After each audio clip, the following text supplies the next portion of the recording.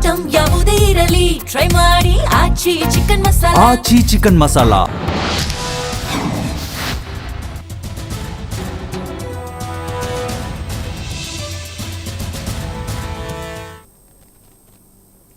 ನಮಸ್ಕಾರ.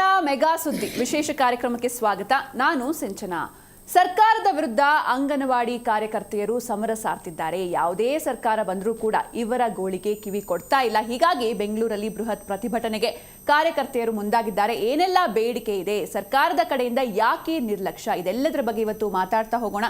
ಇದೇ ಹೊತ್ತಿನ ವಿಶೇಷ ಅಂಗನವಾಡಿ ಸಮರ, ಕಾರ್ಯಕರ್ತೆಯರ ಹೋರಾಟ.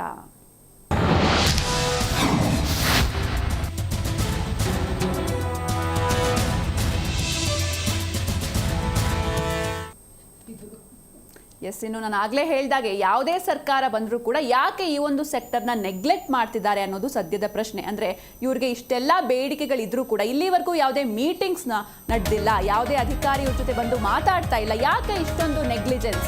ಸರ್ಕಾರದ ವಿರುದ್ಧ ಅಂಗನವಾಡಿ ಕಾರ್ಯಕರ್ತೆಯರು ಸಮರ ಸಾರ್ತಿದ್ದಾರೆ.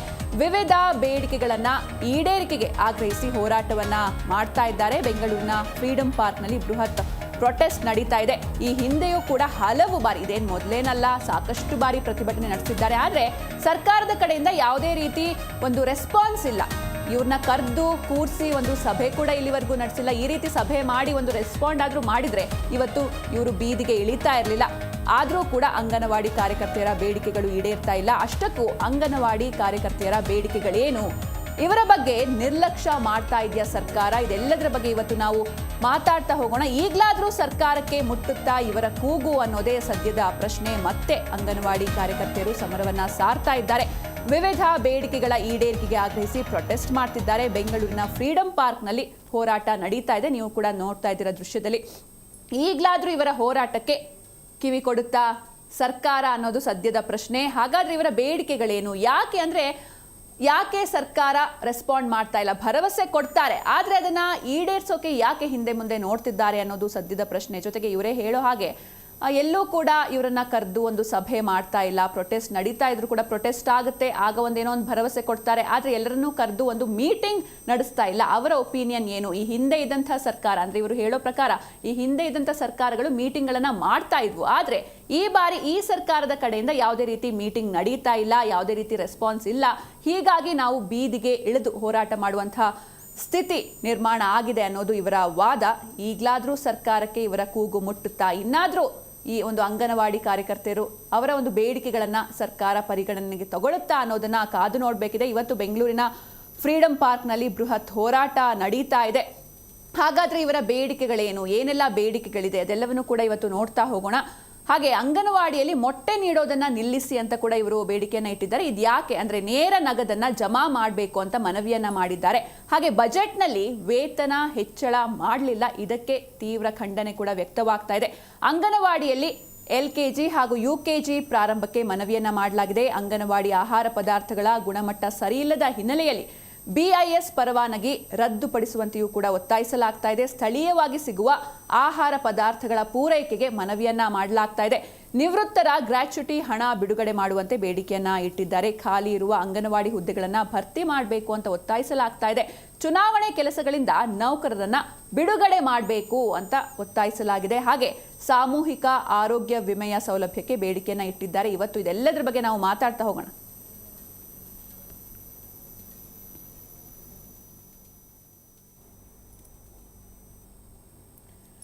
ಇವತ್ತು ಈ ಬಗ್ಗೆ ಮಾತಾಡೋದಕ್ಕೆ ನಮ್ಮ ಜೊತೆ ರಾಜ್ಯ ಪ್ರಧಾನ ಕಾರ್ಯದರ್ಶಿ anganwadi federation AITUC M Jayamma ಅವರಿದ್ದಾರೆ. ನಮಸ್ತೆ ಮೇಡಮ್, ಕಾರ್ಯಕ್ರಮಕ್ಕೆ ಸ್ವಾಗತ. ನಮಸ್ತೆ ಮೇಡಮ್. ಹಾಗೆ ನಮ್ಮ ಜೊತೆ ರಾಜ್ಯಾಧ್ಯಕ್ಷರು AITUC B ಅಮ್ಜದ್ ಅವರಿದ್ದಾರೆ. ನಮಸ್ತೆ ಸರ್, ಕಾರ್ಯಕ್ರಮಕ್ಕೆ ಸ್ವಾಗತ.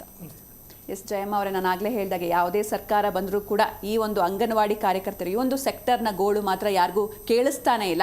ಸೊ ಮೊದಲಿಗೆ ನಿಮ್ಮ ಬೇಡಿಕೆಗಳೇನು, ಹಾಗೆ ಸರ್ಕಾರ ಇದಕ್ಕೆ ಏನು ರೆಸ್ಪಾಂಡ್ ಮಾಡಿದೆ ಅಂತ?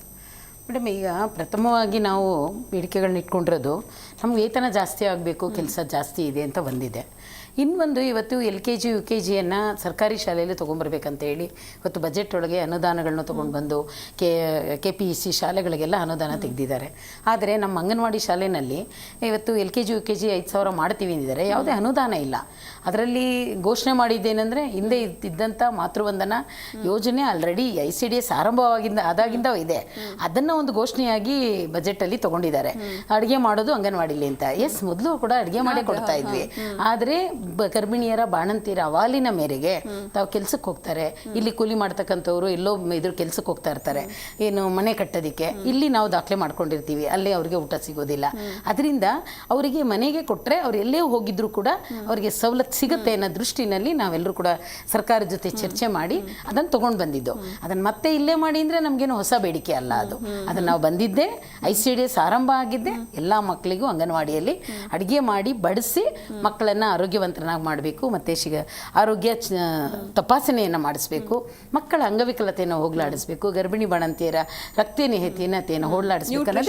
ನ್ಯೂಟ್ರಿಷನ್ನು ಇವೆಲ್ಲ ಒಂದು ಚಿತ್ರಣ ಇವೆಲ್ಲ ಕೊಡ್ತಕ್ಕಂಥದ್ದು 1975ರಿಂದ ಇದೇ ಕೆಲಸ ನಾವು ಮಾಡ್ತಾ ಬಂದಿದ್ದೀವಿ. ಈ ಘೋಷಣೆಯನ್ನು ಮಾಡಿರೋದು ಯಾಕೆ ಅಂತ ನಿಜವಾಗ್ಲೂ ನಮ್ಮ ಸರ್ಕಾರಕ್ಕೂ ಘೋಷಣೆ ಮಾಡಿ ಹೇಳ್ತಾ ಇದ್ದಾರೆ ಅಂದರೆ ನಮ್ಗೆ ಅರ್ಥ ಆಗ್ತಾ ಇಲ್ಲ. ಜೊತೆಗೆ LKG UKG ತೊಗೊಂಡು ಬರ್ತೀವಿ ಅಂತ ಹೇಳಿ ಹೋದ ವರ್ಷ ನಾವು ಸಾಕಷ್ಟು ಹೋರಾಟಗಳನ್ನ ಮಾಡಿದ್ವಿ. ಆಗ 5,000 ಸಾಂಕೇತಿಕವಾಗಿ 250 ಬೆಂಗಳೂರಲ್ಲಿ ಮಾಡಿದ್ರು. ಅಲ್ಲಿ ಕೂಡ ಪರಿಕರಗಳು ಅವೆಲ್ಲವೂ ಕೂಡ ಕರೆಕ್ಟಾಗಿ ಸವಲತ್ತುಗಳು ಸಿಗಲಿಲ್ಲ. ಕಾರ್ಯಕರ್ತರು ಕೈಯಿಂದ ಹಾಕುವಂಥದ್ದು ಮಾಡೋವಂಥದ್ದೆಲ್ಲ ಮಾಡಿದ್ದಾರೆ. ಈಗಲೂ 5,000 ಇದೆ. 5,000ಕ್ಕೆ ಅನುದಾನವನ್ನೇ ತೆಗೆದಿಟ್ಟಿಲ್ಲ ನಮ್ಮ ರಾಜ್ಯದಲ್ಲಿ. ಹೇಗೆ ಆ ಮಕ್ಕಳು LKG UKG ಅಂದರೆ ಅವರ ಸಮವಸ್ತ್ರ ಏನೋ, ಅವರಿಗೆ ಪುಸ್ತಕ ಏನೋ, ಯಾವ ರೀತಿ ಮಾಡಬೇಕು, ಮತ್ತು ಎಲ್ಲ ಕೆಲಸದ ಹೊರೆಯನ್ನು ಎತ್ಕೊಂಡಿರ್ತಕ್ಕಂಥ ಕಾರ್ಯಕರ್ತೆಯರು ನೀವು ಕೊಟ್ಟಿರ್ತಕ್ಕಂಥ 1,000 ರೂಪಾಯಿ ಹೋದ ವರ್ಷ ಕೊಟ್ಟೆ, ಕರೆಕ್ಟು ಕೇಂದ್ರ ಕೊಟ್ಟಿಲ್ಲ ಅಂತ ಇವತ್ತು ಪ್ರಶ್ನೆ ಬರ್ತಾ ಇದೆ. ಕೇಂದ್ರ ಸರ್ಕಾರ ಕೊಟ್ಟಿಲ್ಲ, ನಾವು ಅದನ್ನ ಕೇಳ್ತಾ ಇದ್ದೀವಿ. ಆದರೆ ನೀವು ಇವತ್ತೇನು ನಮ್ಮನ್ನು ದುಡಿಸ್ಕೊಳ್ತಾ ಇದ್ದೀರಿ, ಇಲ್ಲಿ ನಿಮ್ಮಿಂದ ಒಂದು ಸ್ವಲ್ಪ ಆಗಬೇಕನ್ನೋದು ನಮ್ಮ ಬೇಡಿಕೆ. ಜೊತೆಗೆ ಇವತ್ತೇನು 2011ರಲ್ಲಿ ರಿಟೈರ್ಡ್ ಮಾಡಿ ಕಳಿಸಿದ್ರು ನಮ್ಮನ್ನು. ನಮಗೆ ಸುಪ್ರೀಂ ಕೋರ್ಟ್ ಏನು ಹೇಳ್ತು, ಗ್ರ್ಯಾಚ್ಯುಟಿ ಆ್ಯಕ್ಟ್ ಬಂದಿದ್ದು 1972. 1975ರಲ್ಲಿ ICDS ಆರಂಭ ಆಗಿದ್ದು. ಹಾಗಾಗಿ ನಾವೇನು ಕೇಳ್ತಾ ಇದ್ದೀವಿ, ಗ್ರ್ಯಾಚ್ಯುಟಿ ಆ್ಯಕ್ಟನ್ನು ಪ್ರಥಮವಾಗಿ ಕರ್ನಾಟಕದಲ್ಲಿ ಜಾರಿ ಮಾಡಿದ್ರು. ಇದಕ್ಕೆ ನಾವು ಅಭಿನಂದಿಸ್ತೀವಿ ಸರ್ಕಾರಕ್ಕೆ. ಆದರೆ ಆ ಮಾಡುವಂಥ ಸಂದರ್ಭದೊಳಗಡೆ ಕೆಲವು ಕಾರ್ಯಕರ್ತೆಯರಿಗೆ ಎಲ್ರಿಗೂ ಅನ್ಯಾಯ ಮಾಡಿದ್ದಾರೆ. 11ರಲ್ಲಿ ರಿಟೈರ್ಡ್ ಆಗಿದ್ದಾರೆ, ಅಲ್ಲಿಂದ ಕೊಡಬೇಕು ಅಂತ ಮಾಡಬೇಕು. ಹಾಗೇನಾಗತ್ತೆ ನೋಡಿ, 31/4/2023 ಆಗಿರೋ ಕಾರ್ಯಕರ್ತೆಗೂ ಕೂಡ ಇವತ್ತು ಅನ್ಯಾಯ ಆಗಿದೆ. ಅವಳಿಗೆ ಗ್ರಾಚ್ಯುಟಿ ಸಿಗ್ತಾ ಇಲ್ಲ, ಕೊಡ್ಲಿಲ್ಲ. ಅಂದ್ರೆ ಯಾವ ರೀತಿ ಇದು ಅಂದ್ರೆ ಅದೇ 23ರಲ್ಲಿ ನೀವು ಏಪ್ರಿಲ್ ಬಂದವ್ರಿಗೆ ಕೊಡ್ತಾ ಇದ್ದೀರಿ. ಇಷ್ಟು ವರ್ಷ ದುಡ್ಕೊಂಡು ಬಂದಿದ್ದಾರೆ, ಅವ್ರಿಗೆ ಇವತ್ತು ಅನ್ಯಾಯ ಆಗಿದೆ ಅಂದ್ರೆ ಕೇಳ್ತಾರ? ಕಾನೂನ ನಮ್ಮ ಮಿನಿಸ್ಟ್ರು ನಾವು ಒಂದು ಹೋರಾಟವನ್ನು ಇಟ್ಕೊಂಡಿದ್ವಿ.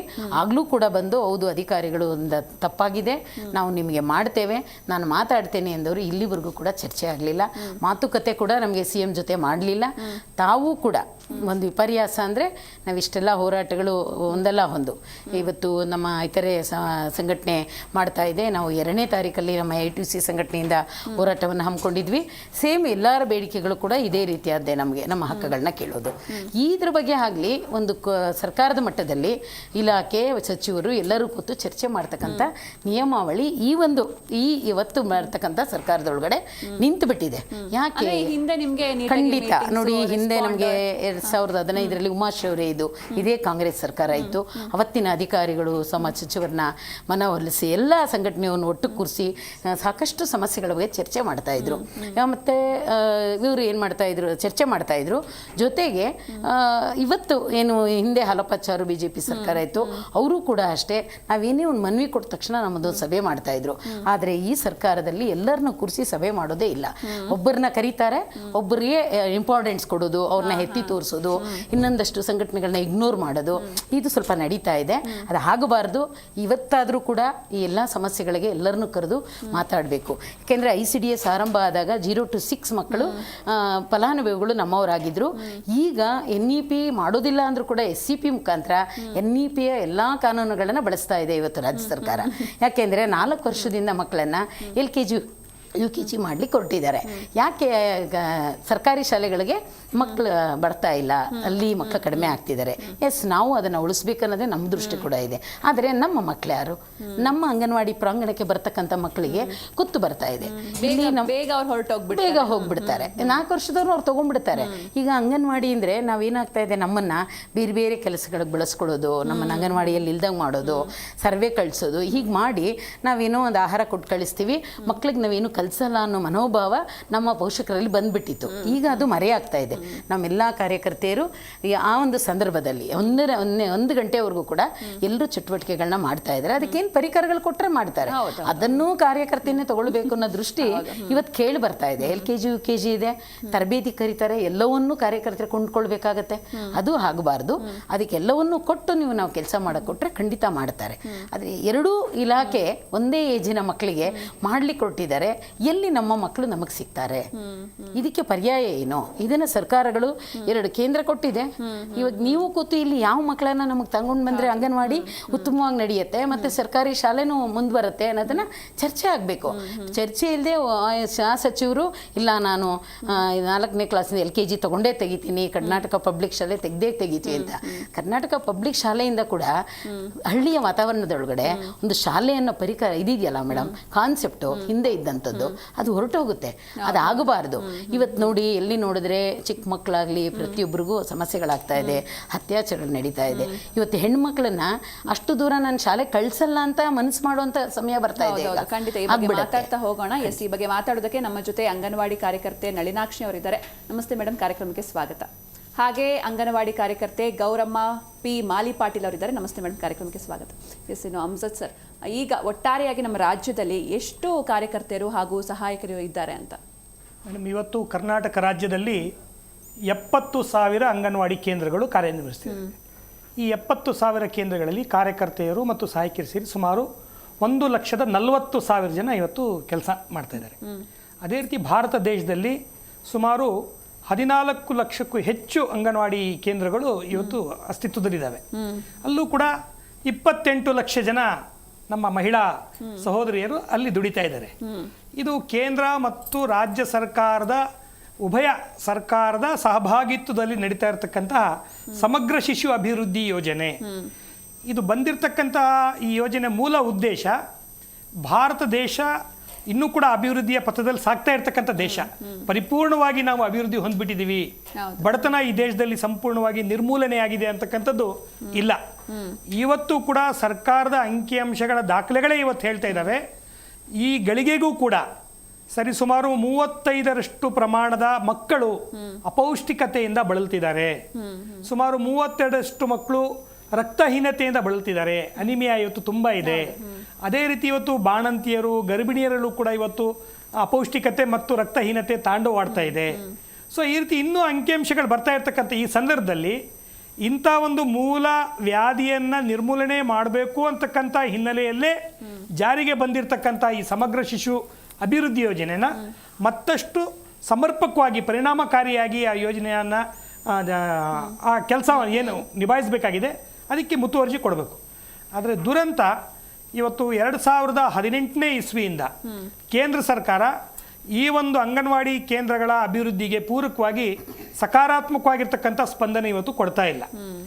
ಏನೊಂದಿಷ್ಟು ಅನುದಾನ ಬಿಡುಗಡೆ ಮಾಡಬೇಕು, ಅದಷ್ಟ ಬಿಡುಗಡೆ ಮಾಡಿ ನಮ್ಮ ಜವಾಬ್ದಾರಿ ಮುಗೀತು ಅಂತ ಹೇಳಿ ಇಂಪ್ಲಿಮೆಂಟ್ ಯೂಸ್ ಆಗ್ತಾ ಇಲ್ಲ.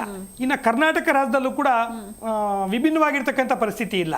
ಅವರೊಂದಿಷ್ಟು ಗೌರವಧನ ಸೇರಿಸ್ಕೊಡ್ತಿದ್ದೀವಿ ಅಂತಕ್ಕಂಥ ಮಾತು ಹೇಳ್ತಾರೆ ಬಿಟ್ರೆ, ಆದರೆ ಈ ಹಿಂದೆ ಏನಾಗ್ತಾ ಇತ್ತು, ಒಂದು ಬಜೆಟ್ ನಡಿಬೇಕಾದ್ರೆ ಅಲೋಕೇಶನ್ ಮಾಡಬೇಕಾದ್ರೆ ಆ ಸಂಬಂಧಪಟ್ಟಂತಹ ಇಲಾಖಾವಾರು ಅಥವಾ ಸಂಬಂಧಪಟ್ಟಂತಹ ಯಾರು ಕಾರ್ಯಕ್ಷೇತ್ರದಲ್ಲಿ ಕೆಲಸ ಮಾಡ್ತಿದ್ದಾರೆ ಅಂತಹ ಸಂಘಟನೆಗಳು ಪ್ರತಿನಿಧಿಗಳನ್ನ ಕರೆಸಿ ಒಂದು ಬಜೆಟ್ ಪೂರ್ವಭಾವಿ ಸಭೆಗಳನ್ನು ಮಾಡೋ ಮುಖಾಂತರ ಒಂದು ಪ್ರಜಾತಾಂತ್ರಿಕವಾಗಿ ಪ್ರಕ್ರಿಯೆಗಳು ನಡೀತಾ ಇತ್ತು. ಅದ್ರಲ್ಲಿ ನಿಮ್ಮ ಸೆಕ್ಟರ್ ಅವ್ರನ್ನ ಕರೆದಿದ್ರೆ ಸರ್, ಅದೇ ನಾನು ಹೇಳಕ್ ಹೊರಟಿದ್ದು.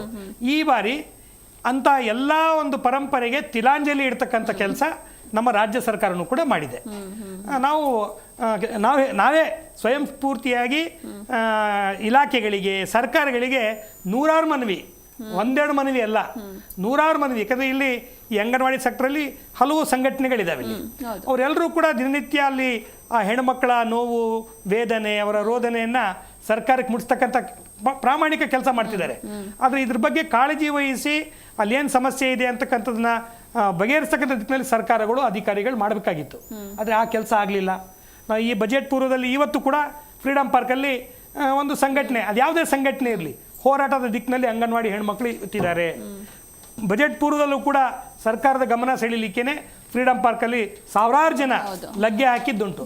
ಆದರೆ ಬಜೆಟಲ್ಲೂ ಕೂಡ ಏನೋ ಒಂದು ಆಗುತ್ತೆ ಅಂತಕ್ಕಂಥ ಆಶಾಭಾವನೆ ಇತ್ತು, ಆದರೆ ಇವತ್ತು ಆಗಲಿಲ್ಲ.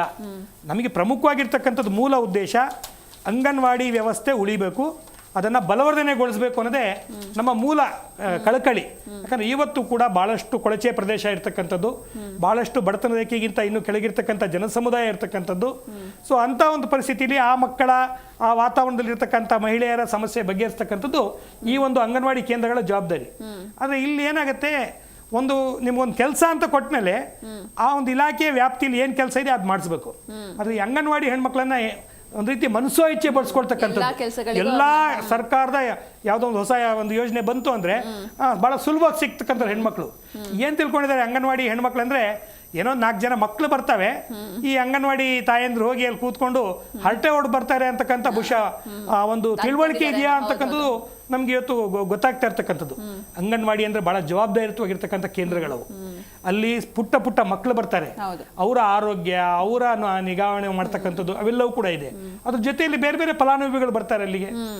ನಿಮ್ಮ ಬೇರೆ ಬೇರೆ ಏನು ಆ ಮಹಿಳೆಯರಿಗೆ ತಂದಿರ್ತಕ್ಕಂಥ ಸ್ಕೀಮ್ಗಳನ್ನು ಜಾರಿ ಮಾಡಬೇಕು, ಇವೆಲ್ಲವೂ ಕೆಲಸ ಅಂಗನವಾಡಿ ಕೇಂದ್ರಗಳ ಮುಖಾಂತರ ನಡಿಬೇಕು.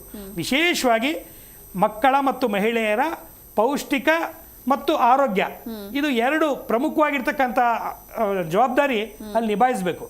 ಅಂಥ ಜವಾಬ್ದಾರಿ ನಿಭಾಯಿಸಲಿಕ್ಕೆ ನೀವು ಬಿಡ್ತಾನೆ ಇಲ್ಲ. ನೀನು ಹೋಗು ಅಲ್ಲಿ BLO ಕೆಲಸ ಮಾಡು, ಚುನಾವಣಾ ಆಯೋಗ ಭಾಳ ಕಟ್ಟುನಿಟ್ಟಿಂದ ಆದೇಶ ಹೊರಡಿಸಿದೆ, ನೀನು ಅಲ್ಲಿ ಹೋಗಿ ಕೆಲಸ ಮಾಡಬೇಕು. ಅದು ಮಾಡದೇ ಇದ್ದರೆ ನಾನು ನಿನ್ನನ್ನು ಸಸ್ಪೆಂಡ್ ಮಾಡ್ತೀನಿ, ನಿನ್ನ ಸಂಬಳ ಕಟ್ ಮಾಡ್ತೀನಿ ಅಂತ ಶಿಸ್ತು ಕ್ರಮದ ಬೆದರಿಕೆ. ಇನ್ಯಾವುದೋ ಒಂದು ಜಾತಿ ಜನಗಣತಿ ಸಮೀಕ್ಷೆ ಬರುತ್ತೆ, ಅಂಗನವಾಡಿ ಹೆಣ್ಮಕ್ಳು ನಿಮಗೆ ಪೂರ್ತಿ ಗೊತ್ತಿರೋದು ಇದು ನೀವು ಮಾಡಲಿಕ್ಕೆ ಅರ್ಹರಿದ್ದೀರಿ ಮಾಡ್ರಿ ಅಂತೇಳಿ. ಓಕೆ, ನಾವು ಮಾಡಲ್ಲ ಅಂತ ಯಾವತ್ತೂ ಹೇಳ್ತಾ ಇಲ್ಲ. ಒಂದು ಸರ್ಕಾರದ ಒಂದು ಆಯಾ ಕಠಿಣ ಸ್ಥಳದಲ್ಲಿ ನಾವು ಕೆಲಸ ಮಾಡಿ ಒಂದು ಜವಾಬ್ದಾರಿ ಸ್ಥಾನ ನಿರ್ವಹಣೆ ಮಾಡಬೇಕಾದ್ರೆ ಖಂಡಿತವಾಗ್ಲೂ ಕೂಡ ನಮ್ಮ ಹೆಣ್ಮಕ್ಳಿಗೆ ಆ ಕಾರ್ಯಕ್ಷಮತೆ ಇದೆ, ಕೆಲಸ ಮಾಡಲಿಕ್ಕೆ ಸಂಪೂರ್ಣವಾಗಿದ್ದಾರೆ. ಆದರೆ ನೀವು ಬರೀ ದುಡಿಸ್ಕೊಂಡು ಒಂದು ರೀತಿ ಜೀತದ ಆಳ್ಗಳ ರೀತಿಯಲ್ಲಿ ಬರೀ ಗೌರವಧನ ಅಂತ ಕೊಟ್ಟು ನೀವು ಕೈ ನುಡ್ಸ್ಕೊಂಡ್ರೆ ಖಂಡಿತವಾಗ್ಲೂ ಕೂಡ ಮಹಿಳಾ ಶ್ರಮಕ್ಕೆ ಅಪಚಾರ ಎಸದಂಗೆ, ಶೋಷಣೆ ಮಾಡ್ದಂಗೆ. ಇವತ್ತು ನಮ್ಮ ಮುಂದೆ ಇರ್ತಕ್ಕಂಥ ಪ್ರಮುಖ 4 ಬೇಡಿಕೆಗಳು. ಒಂದು, ಅಂಗನವಾಡಿಗಳನ್ನು ಸಮರ್ಥವಾಗಿ ನಿರ್ವಹಣೆ ಮಾಡಲಿಕ್ಕೆ ಅದನ್ನು ಬಲವರ್ಧನೆಗೊಳಿಸಬೇಕು. ಅದಕ್ಕೆ ಬೇಕಾಗಿರ್ತಕ್ಕಂಥ ಅನುದಾನಗಳನ್ನು ಇವತ್ತು ಬರೀ ರಾಜ್ಯ ಸರ್ಕಾರ ಮಾತ್ರ ಅಲ್ಲ, ಕೇಂದ್ರ ಸರ್ಕಾರ, ರಾಜ್ಯ ಸರ್ಕಾರ ಕೊಡಬೇಕು. ಜೊತೆಯಲ್ಲಿ ಆ ಅಂಗನವಾಡಿ ನಿರ್ವಹಣೆ ಮಾಡಲಿಕ್ಕೆ ಏನು ಕೇಂದ್ರ ಬಿಂದುಗಳಾಗಿರ್ತಕ್ಕಂಥ ಕಾರ್ಯಕರ್ತೆಯರು ಮತ್ತು ಸಹಾಯಕಿಯರಿದಾರಲ್ಲ, ಇವರಿಗೆ ಆ ಗೌರವಧನ ಅಂತ ಪದ ತೆಗೆದು ಒಂದು ಕನಿಷ್ಠ ವೇತನ ಜಾರಿ ಮಾಡ್ತಕ್ಕಂಥ ಕೆಲಸಕ್ಕೆ ಆದ್ಯತೆ ಕೊಡಬೇಕು. ಈಗಲೇ ರಾಜ್ಯ ಸರ್ಕಾರನೇ ಹಿಂದೆನೇ ಹೇಳ್ತು, ಇಲ್ಲ ಗೌರವಧನ ಸಿಗ್ತಾ ಇರ್ತಕ್ಕಂಥದ್ದು ಭಾಳ ಕಮ್ಮಿ ಇದೆ, ಅದಕ್ಕಾಗಿ ನಾವು ಅಧಿಕಾರಕ್ಕೆ ಬಂದರೆ ಹೆಣ್ಮಕ್ಳಿಗೆ 15,000 ರೂಪಾಯಿ, ಕಾರ್ಯಕರ್ತೆಯರಿಗೆ 10,000 ರೂಪಾಯಿ, ಸಹಾಯಕಿಯರಿಗೆ ಕೊಡ್ತೀವಿ ಅಂತಕ್ಕಂಥ ಮಾತು ಹೇಳಿದ್ರು. 3 ವರ್ಷ ಆಯಿತು, ಇಲ್ಲ. ಕೇಳಿದ್ರೆ ಅದು ಕೇಂದ್ರ ಸರ್ಕಾರದ್ದು, ನಮ್ದೇನು ಜವಾಬ್ದಾರಿ ಇಲ್ಲ, ಅದು ನಾವು ಹೆಚ್ಚು ಕೊಡ್ತಾ ಇದ್ದೀವಿ, ನಾವು ಹೋದ ವರ್ಷ 1,000 ಏರ್ಸಿದ್ದೀವಿ, ಇನ್ನೇನು ಕೊಡ್ಬೇಕು ನಿಮಗೆ ಅಂತೇಳಿ ನಾವು ಇನ್ನೇನು ಕೇಳ್ತಾ ಇಲ್ಲ, ನೀವು ಹೇಳಿದ್ ಕೊಡಿ ಅಂತ ಅಷ್ಟೇ ಕೇಳ್ತಾ ಇದ್ದೀವಿ. ಇದು 2ನೇದು, ಅದು ಫಾಲೋ ಮಾಡಿ ಅಂತ ಹೇಳ್ತಿದ್ದೀವಿ. ಇನ್ನು 3ನೇದು, ಗ್ರಾಚ್ಯುಟಿ ಕಾಯ್ದೆನ ಈಗಾಗಲೇ ಅನುಷ್ಠಾನ ಮಾಡಿ ಜಾರಿ ತಂದಿದ್ದೀರಿ. ನಾವು ರಾಜ್ಯ ಸರ್ಕಾರಕ್ಕೆ ಧನ್ಯವಾದವನ್ನು ಹೇಳಿದ್ದೀವಿ. ಇಡೀ ಭಾರತ ದೇಶದಲ್ಲಿ ಕರ್ನಾಟಕದಲ್ಲಿ ಮೊದಲ ಬಾರಿಗೆ ಮೊದಲ ಸರ್ಕಾರವಾಗಿ ಒಂದು ಮಹತ್ತರವಾಗಿರ್ತಕ್ಕಂಥ ಹೆಜ್ಜೆ ಇಟ್ಟಿದೆ. ಆದರೆ ಹೆಜ್ಜೆ ಇಡೋ ಸಂದರ್ಭದಲ್ಲಿ ಒಂದಿಷ್ಟು ಅಚಾತುರ್ಯತೆಯನ್ನು ಪ್ರದರ್ಶನ ಮಾಡಿದೆ. ನಾಳೆ ರಿಟೈರ್ಡ್ ಆಗಿ ಹೋಗ್ತಕ್ಕಂಥವ್ರಿಗೆ ಗ್ರಾಚ್ಯುಟಿ ಕೊಡ್ತೀರಿ. ಯಾವಾಗ ಇಲಾಖೆಗೆ 75ರಿಂದ ನೀವು ಸೇವೆ ಸಲ್ಲಿಸಿ ಅವ್ರ ಕೈಲಿ ಇವತ್ತು ಏನೂ ಮಾಡೋಕ್ಕಾಗ್ತಾ ಇಲ್ಲ ಅಂಥವ್ರನ್ನ ಪರಿಗಣನೆ ಮಾಡಿ ಅಂದರೆ ಅದು ಮಾಡಲಿಲ್ಲ. 2011-12ನೇ ಸಾಲಿನಿಂದ ಭಾಳಷ್ಟು ನಮ್ಮ ಹೆಣ್ಣುಮಕ್ಕಳು ರಿಟೈರ್ ಆಗಿದ್ದಾರೆ. ಅವರಿಗೆ ಇವತ್ತು ಭಾಳಷ್ಟು ಕಾಯಿಲೆ ಕಸಾಲೆಗಳಿಗಾಗಿ ಆರ್ಥಿಕವಾಗಿ ಭಾಳ ಚಿಂತಾಜನಕ ಸ್ಥಿತಿಲಿದ್ದಾರೆ. ಸುಮಾರು ಒಂದು 20,000 ಜನ ಇರ್ಬೋದು ಈ ಕರ್ನಾಟಕದಲ್ಲಿ ಈಗಲೂ ಕೂಡ. ಕೆಲವರು ಭಿಕ್ಷೆ ಬಿಡ್ತಾ ಇದ್ದಾರೆ, ಕೆಲವರು ವೃದ್ಧಾಶ್ರಮಗಳಲ್ಲಿದ್ದಾರೆ, ಕೆಲವರಿಗೆ ಮಕ್ಕಳು ನೋಡ್ಕೊಳ್ಳದೆ ಭಾಳ ಅನಾಥವಾಗಿ ಇವತ್ತು ಬಿದ್ದಿರ್ತಕ್ಕಂಥ ಸ್ಥಿತಿ ಇದೆ. ಅವರಿಗೆ ಇವತ್ತು ಗ್ರಾಚ್ಯುಟಿಯನ್ನು ವಿಸ್ತರಣೆ ಮಾಡಿ ಜಾರಿ ಮಾಡಿ ಅಂತಕ್ಕಂಥದ್ದು 2ನೇ ಬೇಡಿಕೆ. 3ನೇದು, ಇವತ್ತು ನಾವು ಅಂಗನವಾಡಿ ಕೇಂದ್ರ ಅಂದರೆ ಅದು ಶಾಲೆಗಳಲ್ಲ, ಅವು ಅಂಗನವಾಡಿ ಕೇಂದ್ರ ಅಂದರೆ ಮಕ್ಕಳ ಅಪೌಷ್ಟಿಕತೆಯನ್ನು ತೊಳಲಾಡಿಸ್ಲಿಕ್ಕೆ ಇರ್ತಕ್ಕಂಥ ಒಂದು ಕೇಂದ್ರ. ಅಲ್ಲಿಗೆ ಆ ಪೌಷ್ಟಿಕತೆ ತುಂಬತಕ್ಕಂಥ ಆಹಾರಗಳು ಒದಗಿಸ್ಬೇಕು.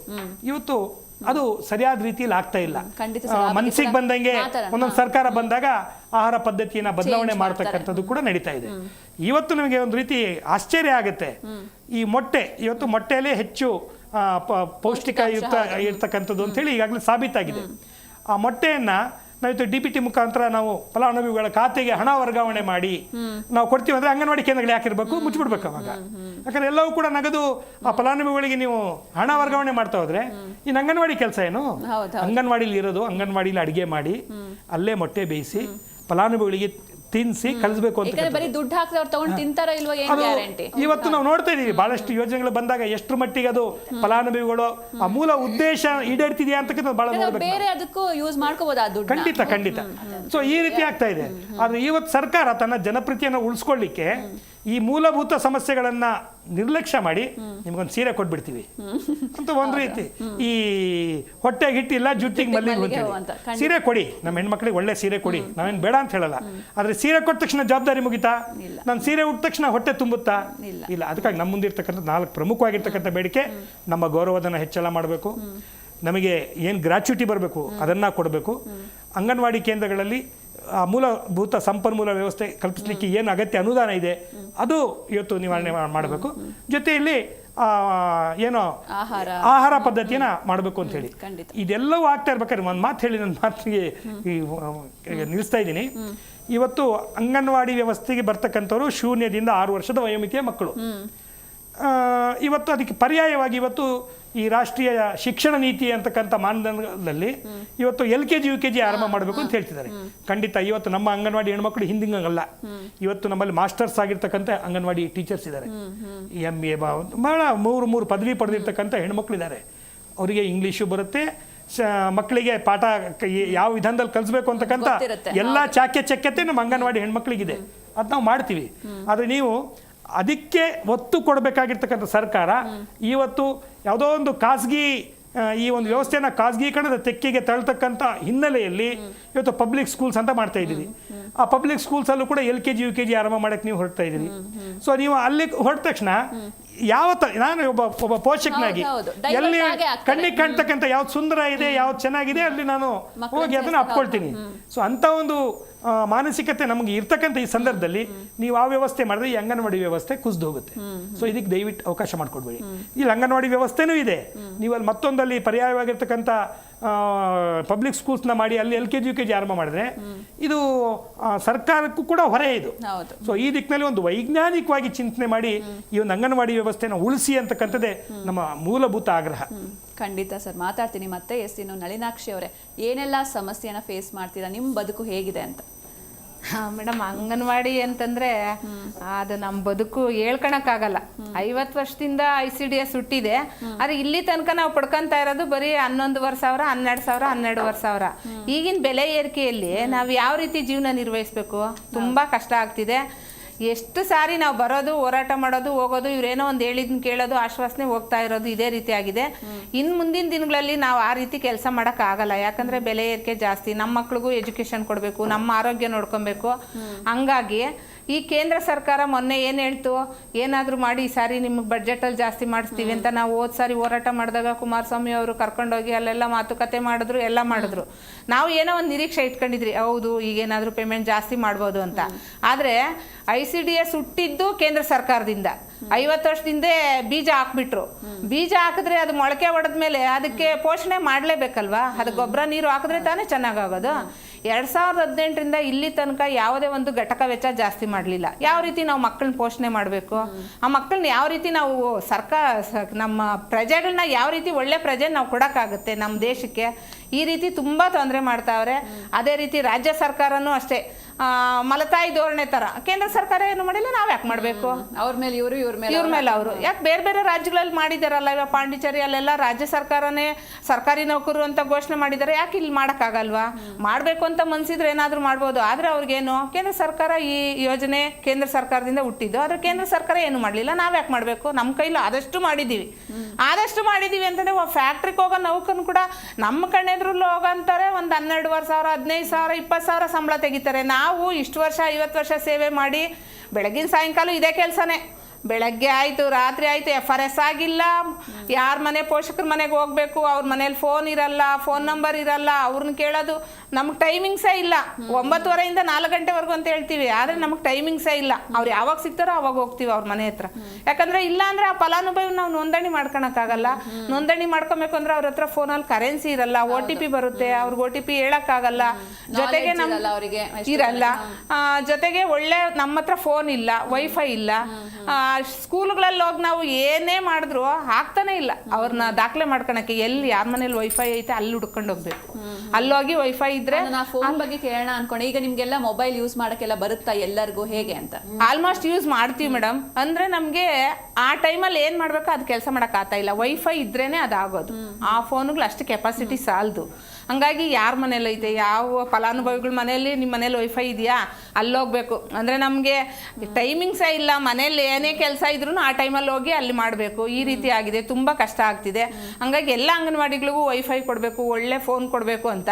ಈಗ ನೋಡ್ರಿ, ಇವು ನಮ್ಮ ಸ್ನೇಹಿತರೆಲ್ಲ ಹೇಳ್ತಾ ಇದ್ದಂಗೆ 10,000 ಶಾಲೆಗಳಲ್ಲಿ LKG UKG ಮಾಡಕ್ಕೆ ಹೊರಟಿದ್ದಾರೆ. ನಮ್ಮನ್ನು ತಗೊಂಬಂದಿದ್ದು ಏನಕ್ಕೆ ತಗೊಂಬಂದ್ರು? ಈಗ ನಮಗೂ ಅರ್ಧ ವಯಸ್ಸಾಯಿತು, ಮುಕ್ಕಾಲು ವಯಸ್ಸಾಯಿತು, ನಮ್ಮ ಎಜುಕೇಷನ್ ಅವಾಗ ಕಡಿಮೆ. ಈಗ ನಾವು ಹೋಗಿ ಬೇರೆ ಕಡೆ ದುಡಿಯೋಕ್ಕಾಗುತ್ತಾ? ಈಗ 10,000 ಶಾಲೆ ಅಂಗನವಾಡಿಗಳು ಮುಚ್ಚಿದ್ರೆ ನಮ್ಮ ಜೀವನ ನಿರ್ವಹಿಸೋದು ಹೇಗೆ?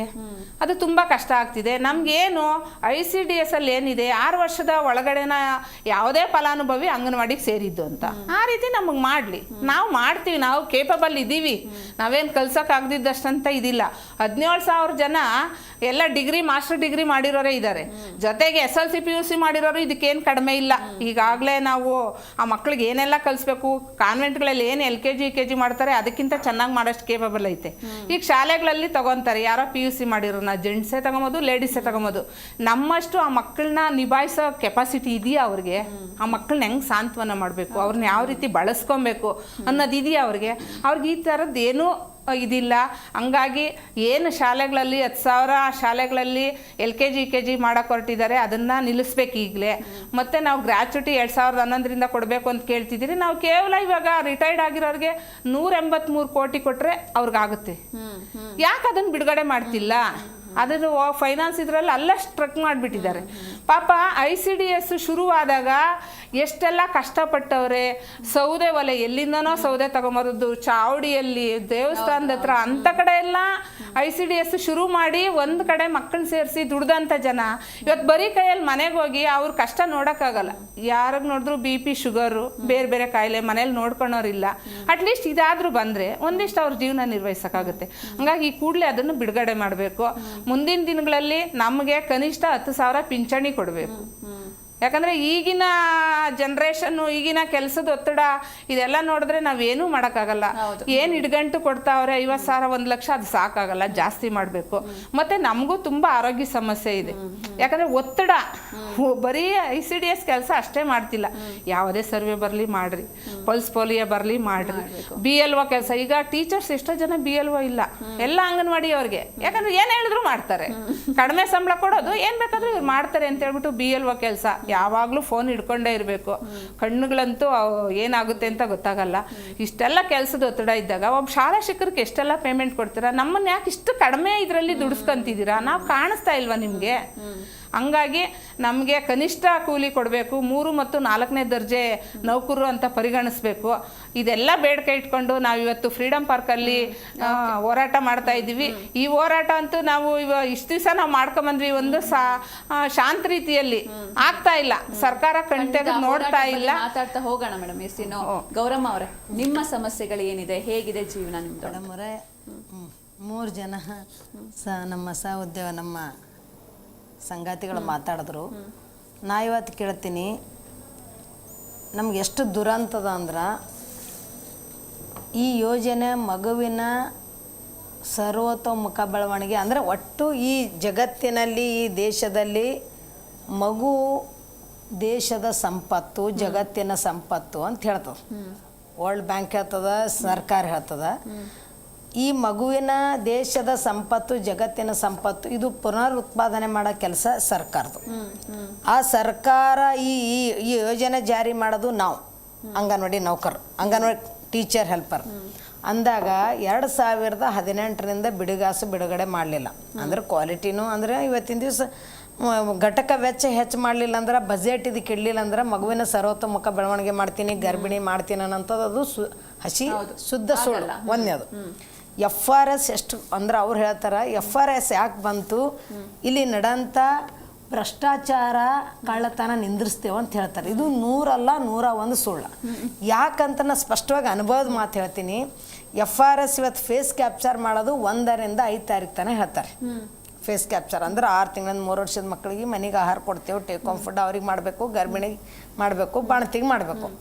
ಫೇಸ್ ಕ್ಯಾಪ್ಚರ್ ಮಾಡೋರಿಗೆ ತೊಂದರೆ ಏನಾಗ್ತದ್ರೆ ಆ ಟೈಮಿಗೆ ಫುಡ್ ಬರಲ್ಲ, ಅಂಗನವಾಡಿ ಕೇಂದ್ರಕ್ಕೆ ಫುಡ್ ಬರ್ಲಾರ್ದಾಗ ಫೇಸ್ ಕ್ಯಾಪ್ಚರ್ ಮಾಡ್ತೇವೆ, ಆ ಫಲಾನುಭವಿಗೆ OTP ಹೋಗ್ತದೆ, ಫುಡ್ ಬಂದದಂತ ಹೋಗ್ಬಿಡ್ತದ. ಇಡೀ ಸರ್ಕಾರದ ಒಂದು ಪಾಲಿಸಿ ಹೆಂಗದ ನೋಡ್ರಿ, ಫುಡ್ ಹೋದ ತಕ್ಷಣ ಅವ್ರು ನಮ್ಮ ಮರದಿನ ಕೇಂದ್ರಕ್ಕೆ ಬರ್ತಾರೆ, OTP ಬಂದದಲ್ರಿ, ಇಲ್ಲಿ ಬಂದದ ಒಂದು ಪಾಕೆಟ್, ಇದು ಬಂತು ಅಂತಾರೆ. ಇದು ಒಂದೇದು ಎಷ್ಟು ಬಲಿ ಪಶು ಹಾಕತ್ತಾರ ಅಂಗನವಾಡಿ ನೌಕರಂದ್ರೆ. ಫೇಸ್ ಕ್ಯಾಪ್ಚರ್ ಮಾಡಲಿಲ್ಲ 1ರಿಂದ 5 ಅಂದ್ರೆ ಮಾಡಬೇಕು.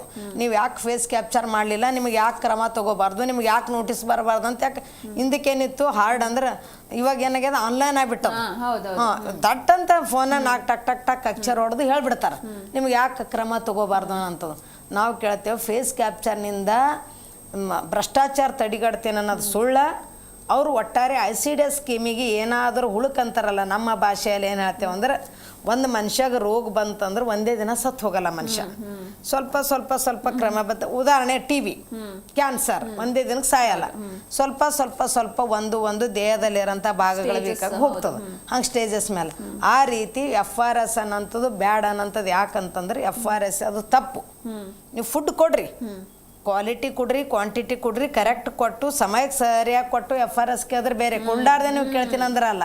ಒಂದು ಮನೆ ಯಜಮಾನ್ರು ಇರ್ತಾರೆ, ಚೆನ್ನಾಗಿ ಅಡುಗೆ ಮಾಡಂತ ಹೊರಗೆ ಕೂತ್ ಹೇಳಿದ್ರೆ ಚೆನ್ನಾಗಿ ಅಡುಗೆ ಆಗಲ್ಲದು, ಅದು ತಂದು ಕೊಡಬೇಕು, ಮಾಡ್ಲಿಕ್ಕೆ ಆಗ್ತದ ಅನ್ನೋದು ಒಂದು. ಎರಡನೇದು ಏನಂದ್ರೆ BLO ಎಷ್ಟು ಕಷ್ಟ ಅದ ಅಂದ್ರೆ, ಈಗ ಮ್ಯಾಪಿಂಗ್ ಅಂತ ಬಂದದ 2002ರಿಂದ 2026 ಇವಾಗ ಮ್ಯಾಪಿಂಗ್ ಮಾಡೋದು ಎಷ್ಟು ಕಷ್ಟ ಅದಂದ್ರೆ, ಅಲ್ಲಿ ಮ್ಯಾಪಿಂಗ್ ಅಂದ್ರೆ ಏನೋ ಮಾಡಿ ಇಷ್ಟು ಗ್ರೇಡಿಗೆ ತಂದಿರಬೇಕು, 95 ಇರಬೇಕು, 100% ಆಗಬೇಕು ಅಂದಾಗ ಯಾರಿಗೋ ಯಾರು ಮ್ಯಾಪ್ ಮಾಡೋದು, ಗಂಡಗೆ ಹೆಣತಿ ಗಂಡ, ಅತ್ತಿಗೆ ಮಾವ, ಹಿಂಗೆಲ್ಲ ಮ್ಯಾಪ್ ಮಾಡೋದಿರ್ತದೆ. ಅದ್ರಿಂದ ತೊಂದರೆ ಏನಾಕತ್ತಂದ್ರೆ, ಆ BLO ಚುನಾವಣೆ ನಡೆದಾಗ ಬೂತ್ನಾಗ ಕೊಡೋರು ಅಂಗನವಾಡಿ ಟೀಚರ್. ಅವಾಗ ಎಷ್ಟು ಹರಾಸ್ಮೆಂಟ್ ಆತಂದ್ರೆ, ನನ್ನ ಗಂಡ ಈ ಥರ ನನ್ನ ಅಪ್ಪಗೆ ನನ್ನ ಗಂಡ ಮಾಡಿದಲ್ಲ ಅಂದ್ರೆ, ನನ್ನ ಗಂಡಗೆ ನನ್ನ ಗಂಡ ಮಾಡು, ನನ್ನ ತಂದೆ ಗಂಡ ಮಾಡ್ದಲ್ಲ ಅನ್ನೋಂಥದ್ದು ಅಂದ್ರೆ ಮ್ಯಾಪಿಂಗ್ ಆಗೋ ಸಲುವಾಗಿ ಯಾರಿಗೂ ಜಾಯಿಂಟ್ ಮಾಡ್ತಾರೆ. ಅದ್ರಾಗಾಗಿ ಅಷ್ಟೇ ಬಿಟ್ಟಿಲ್ಲ, ಇನ್ನೂ ಪರ್ಸೆಂಟೇಜ್ ಆಗಿಲ್ಲ ಅಂತ ಮಂಗಳೂರಿನಾಗ ಇಬ್ಬರಿಗೆ ನೌಕರಿನ ತೆಗೆದ್ರು. ನಾವು ಕೇಳ್ತೇವೆ BLO ಈ ರೀತಿ BLO ತಂದು ಹರಾಸ್ಮೆಂಟ್ ಮಾಡಿದ್ರೆ.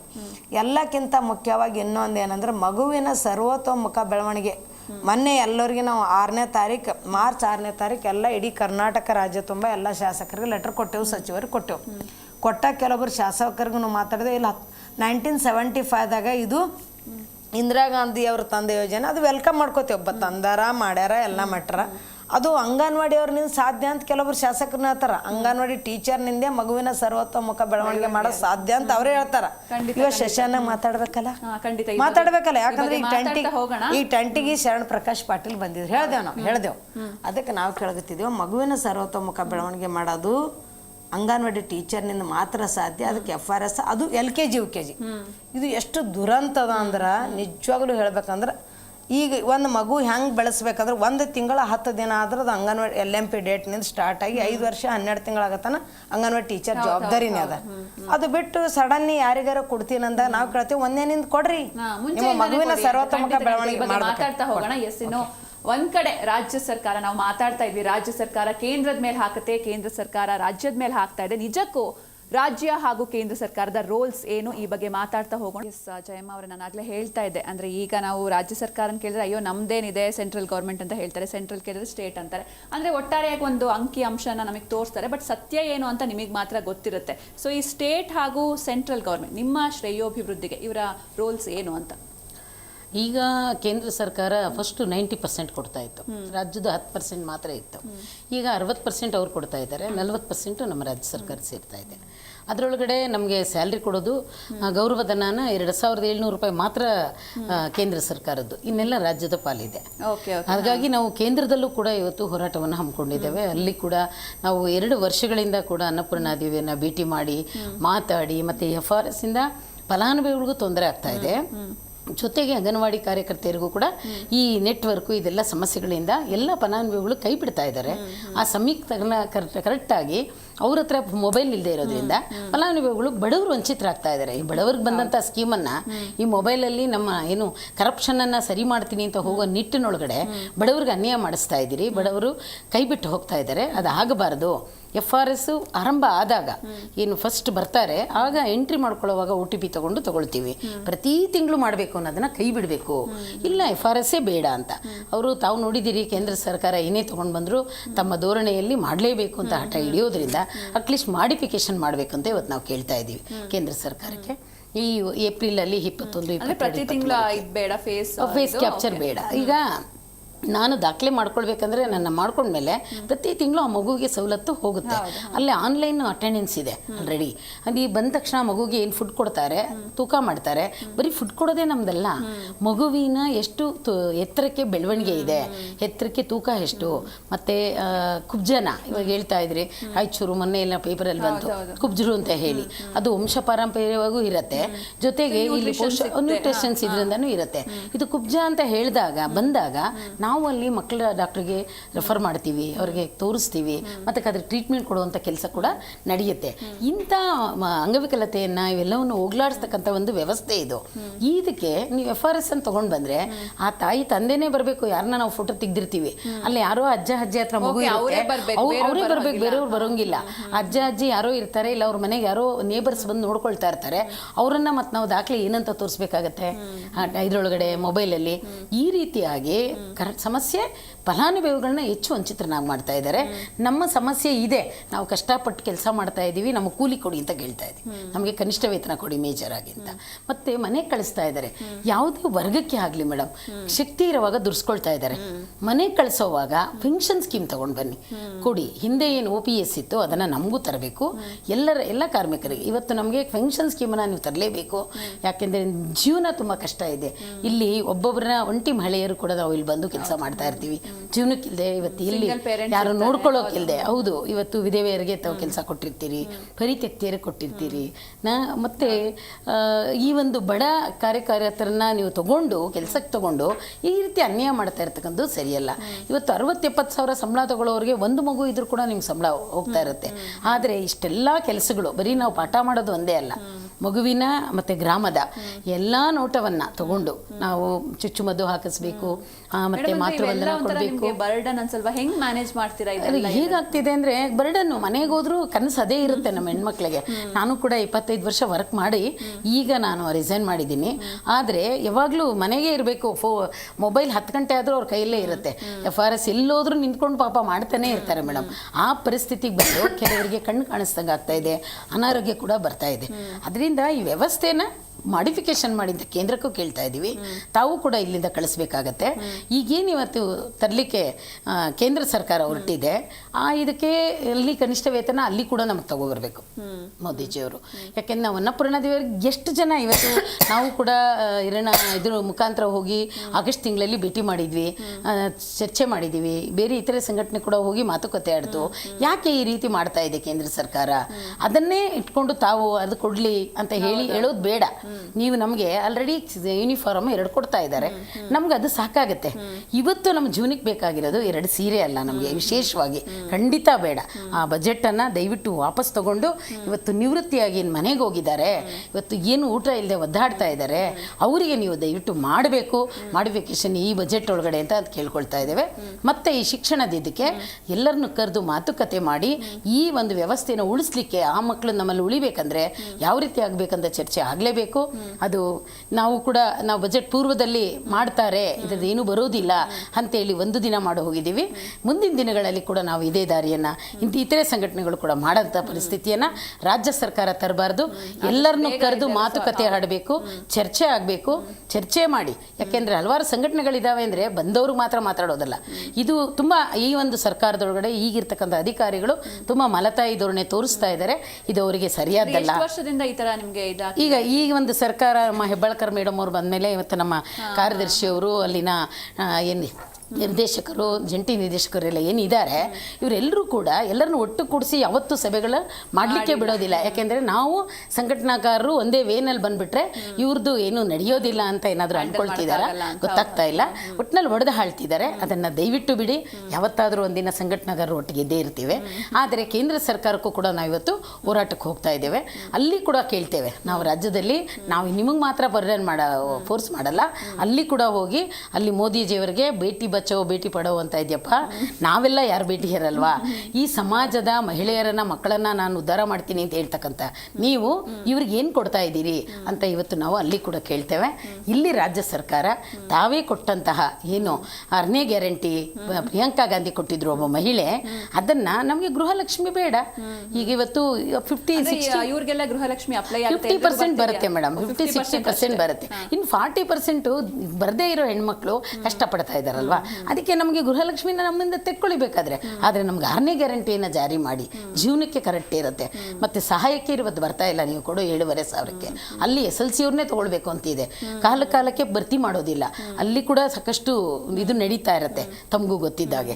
ಈ ಒಂದು ಒತ್ತಡದಲ್ಲಿ ಈ ಒಂದು ಸರ್ಕಾರದಲ್ಲಿ ತುಂಬ ಜಂಜಾಟ ಜಾಸ್ತಿ ಆಗಿದೆ. ಇದನ್ನು ದಯವಿಟ್ಟು ಮನಗಾಳಬೇಕು.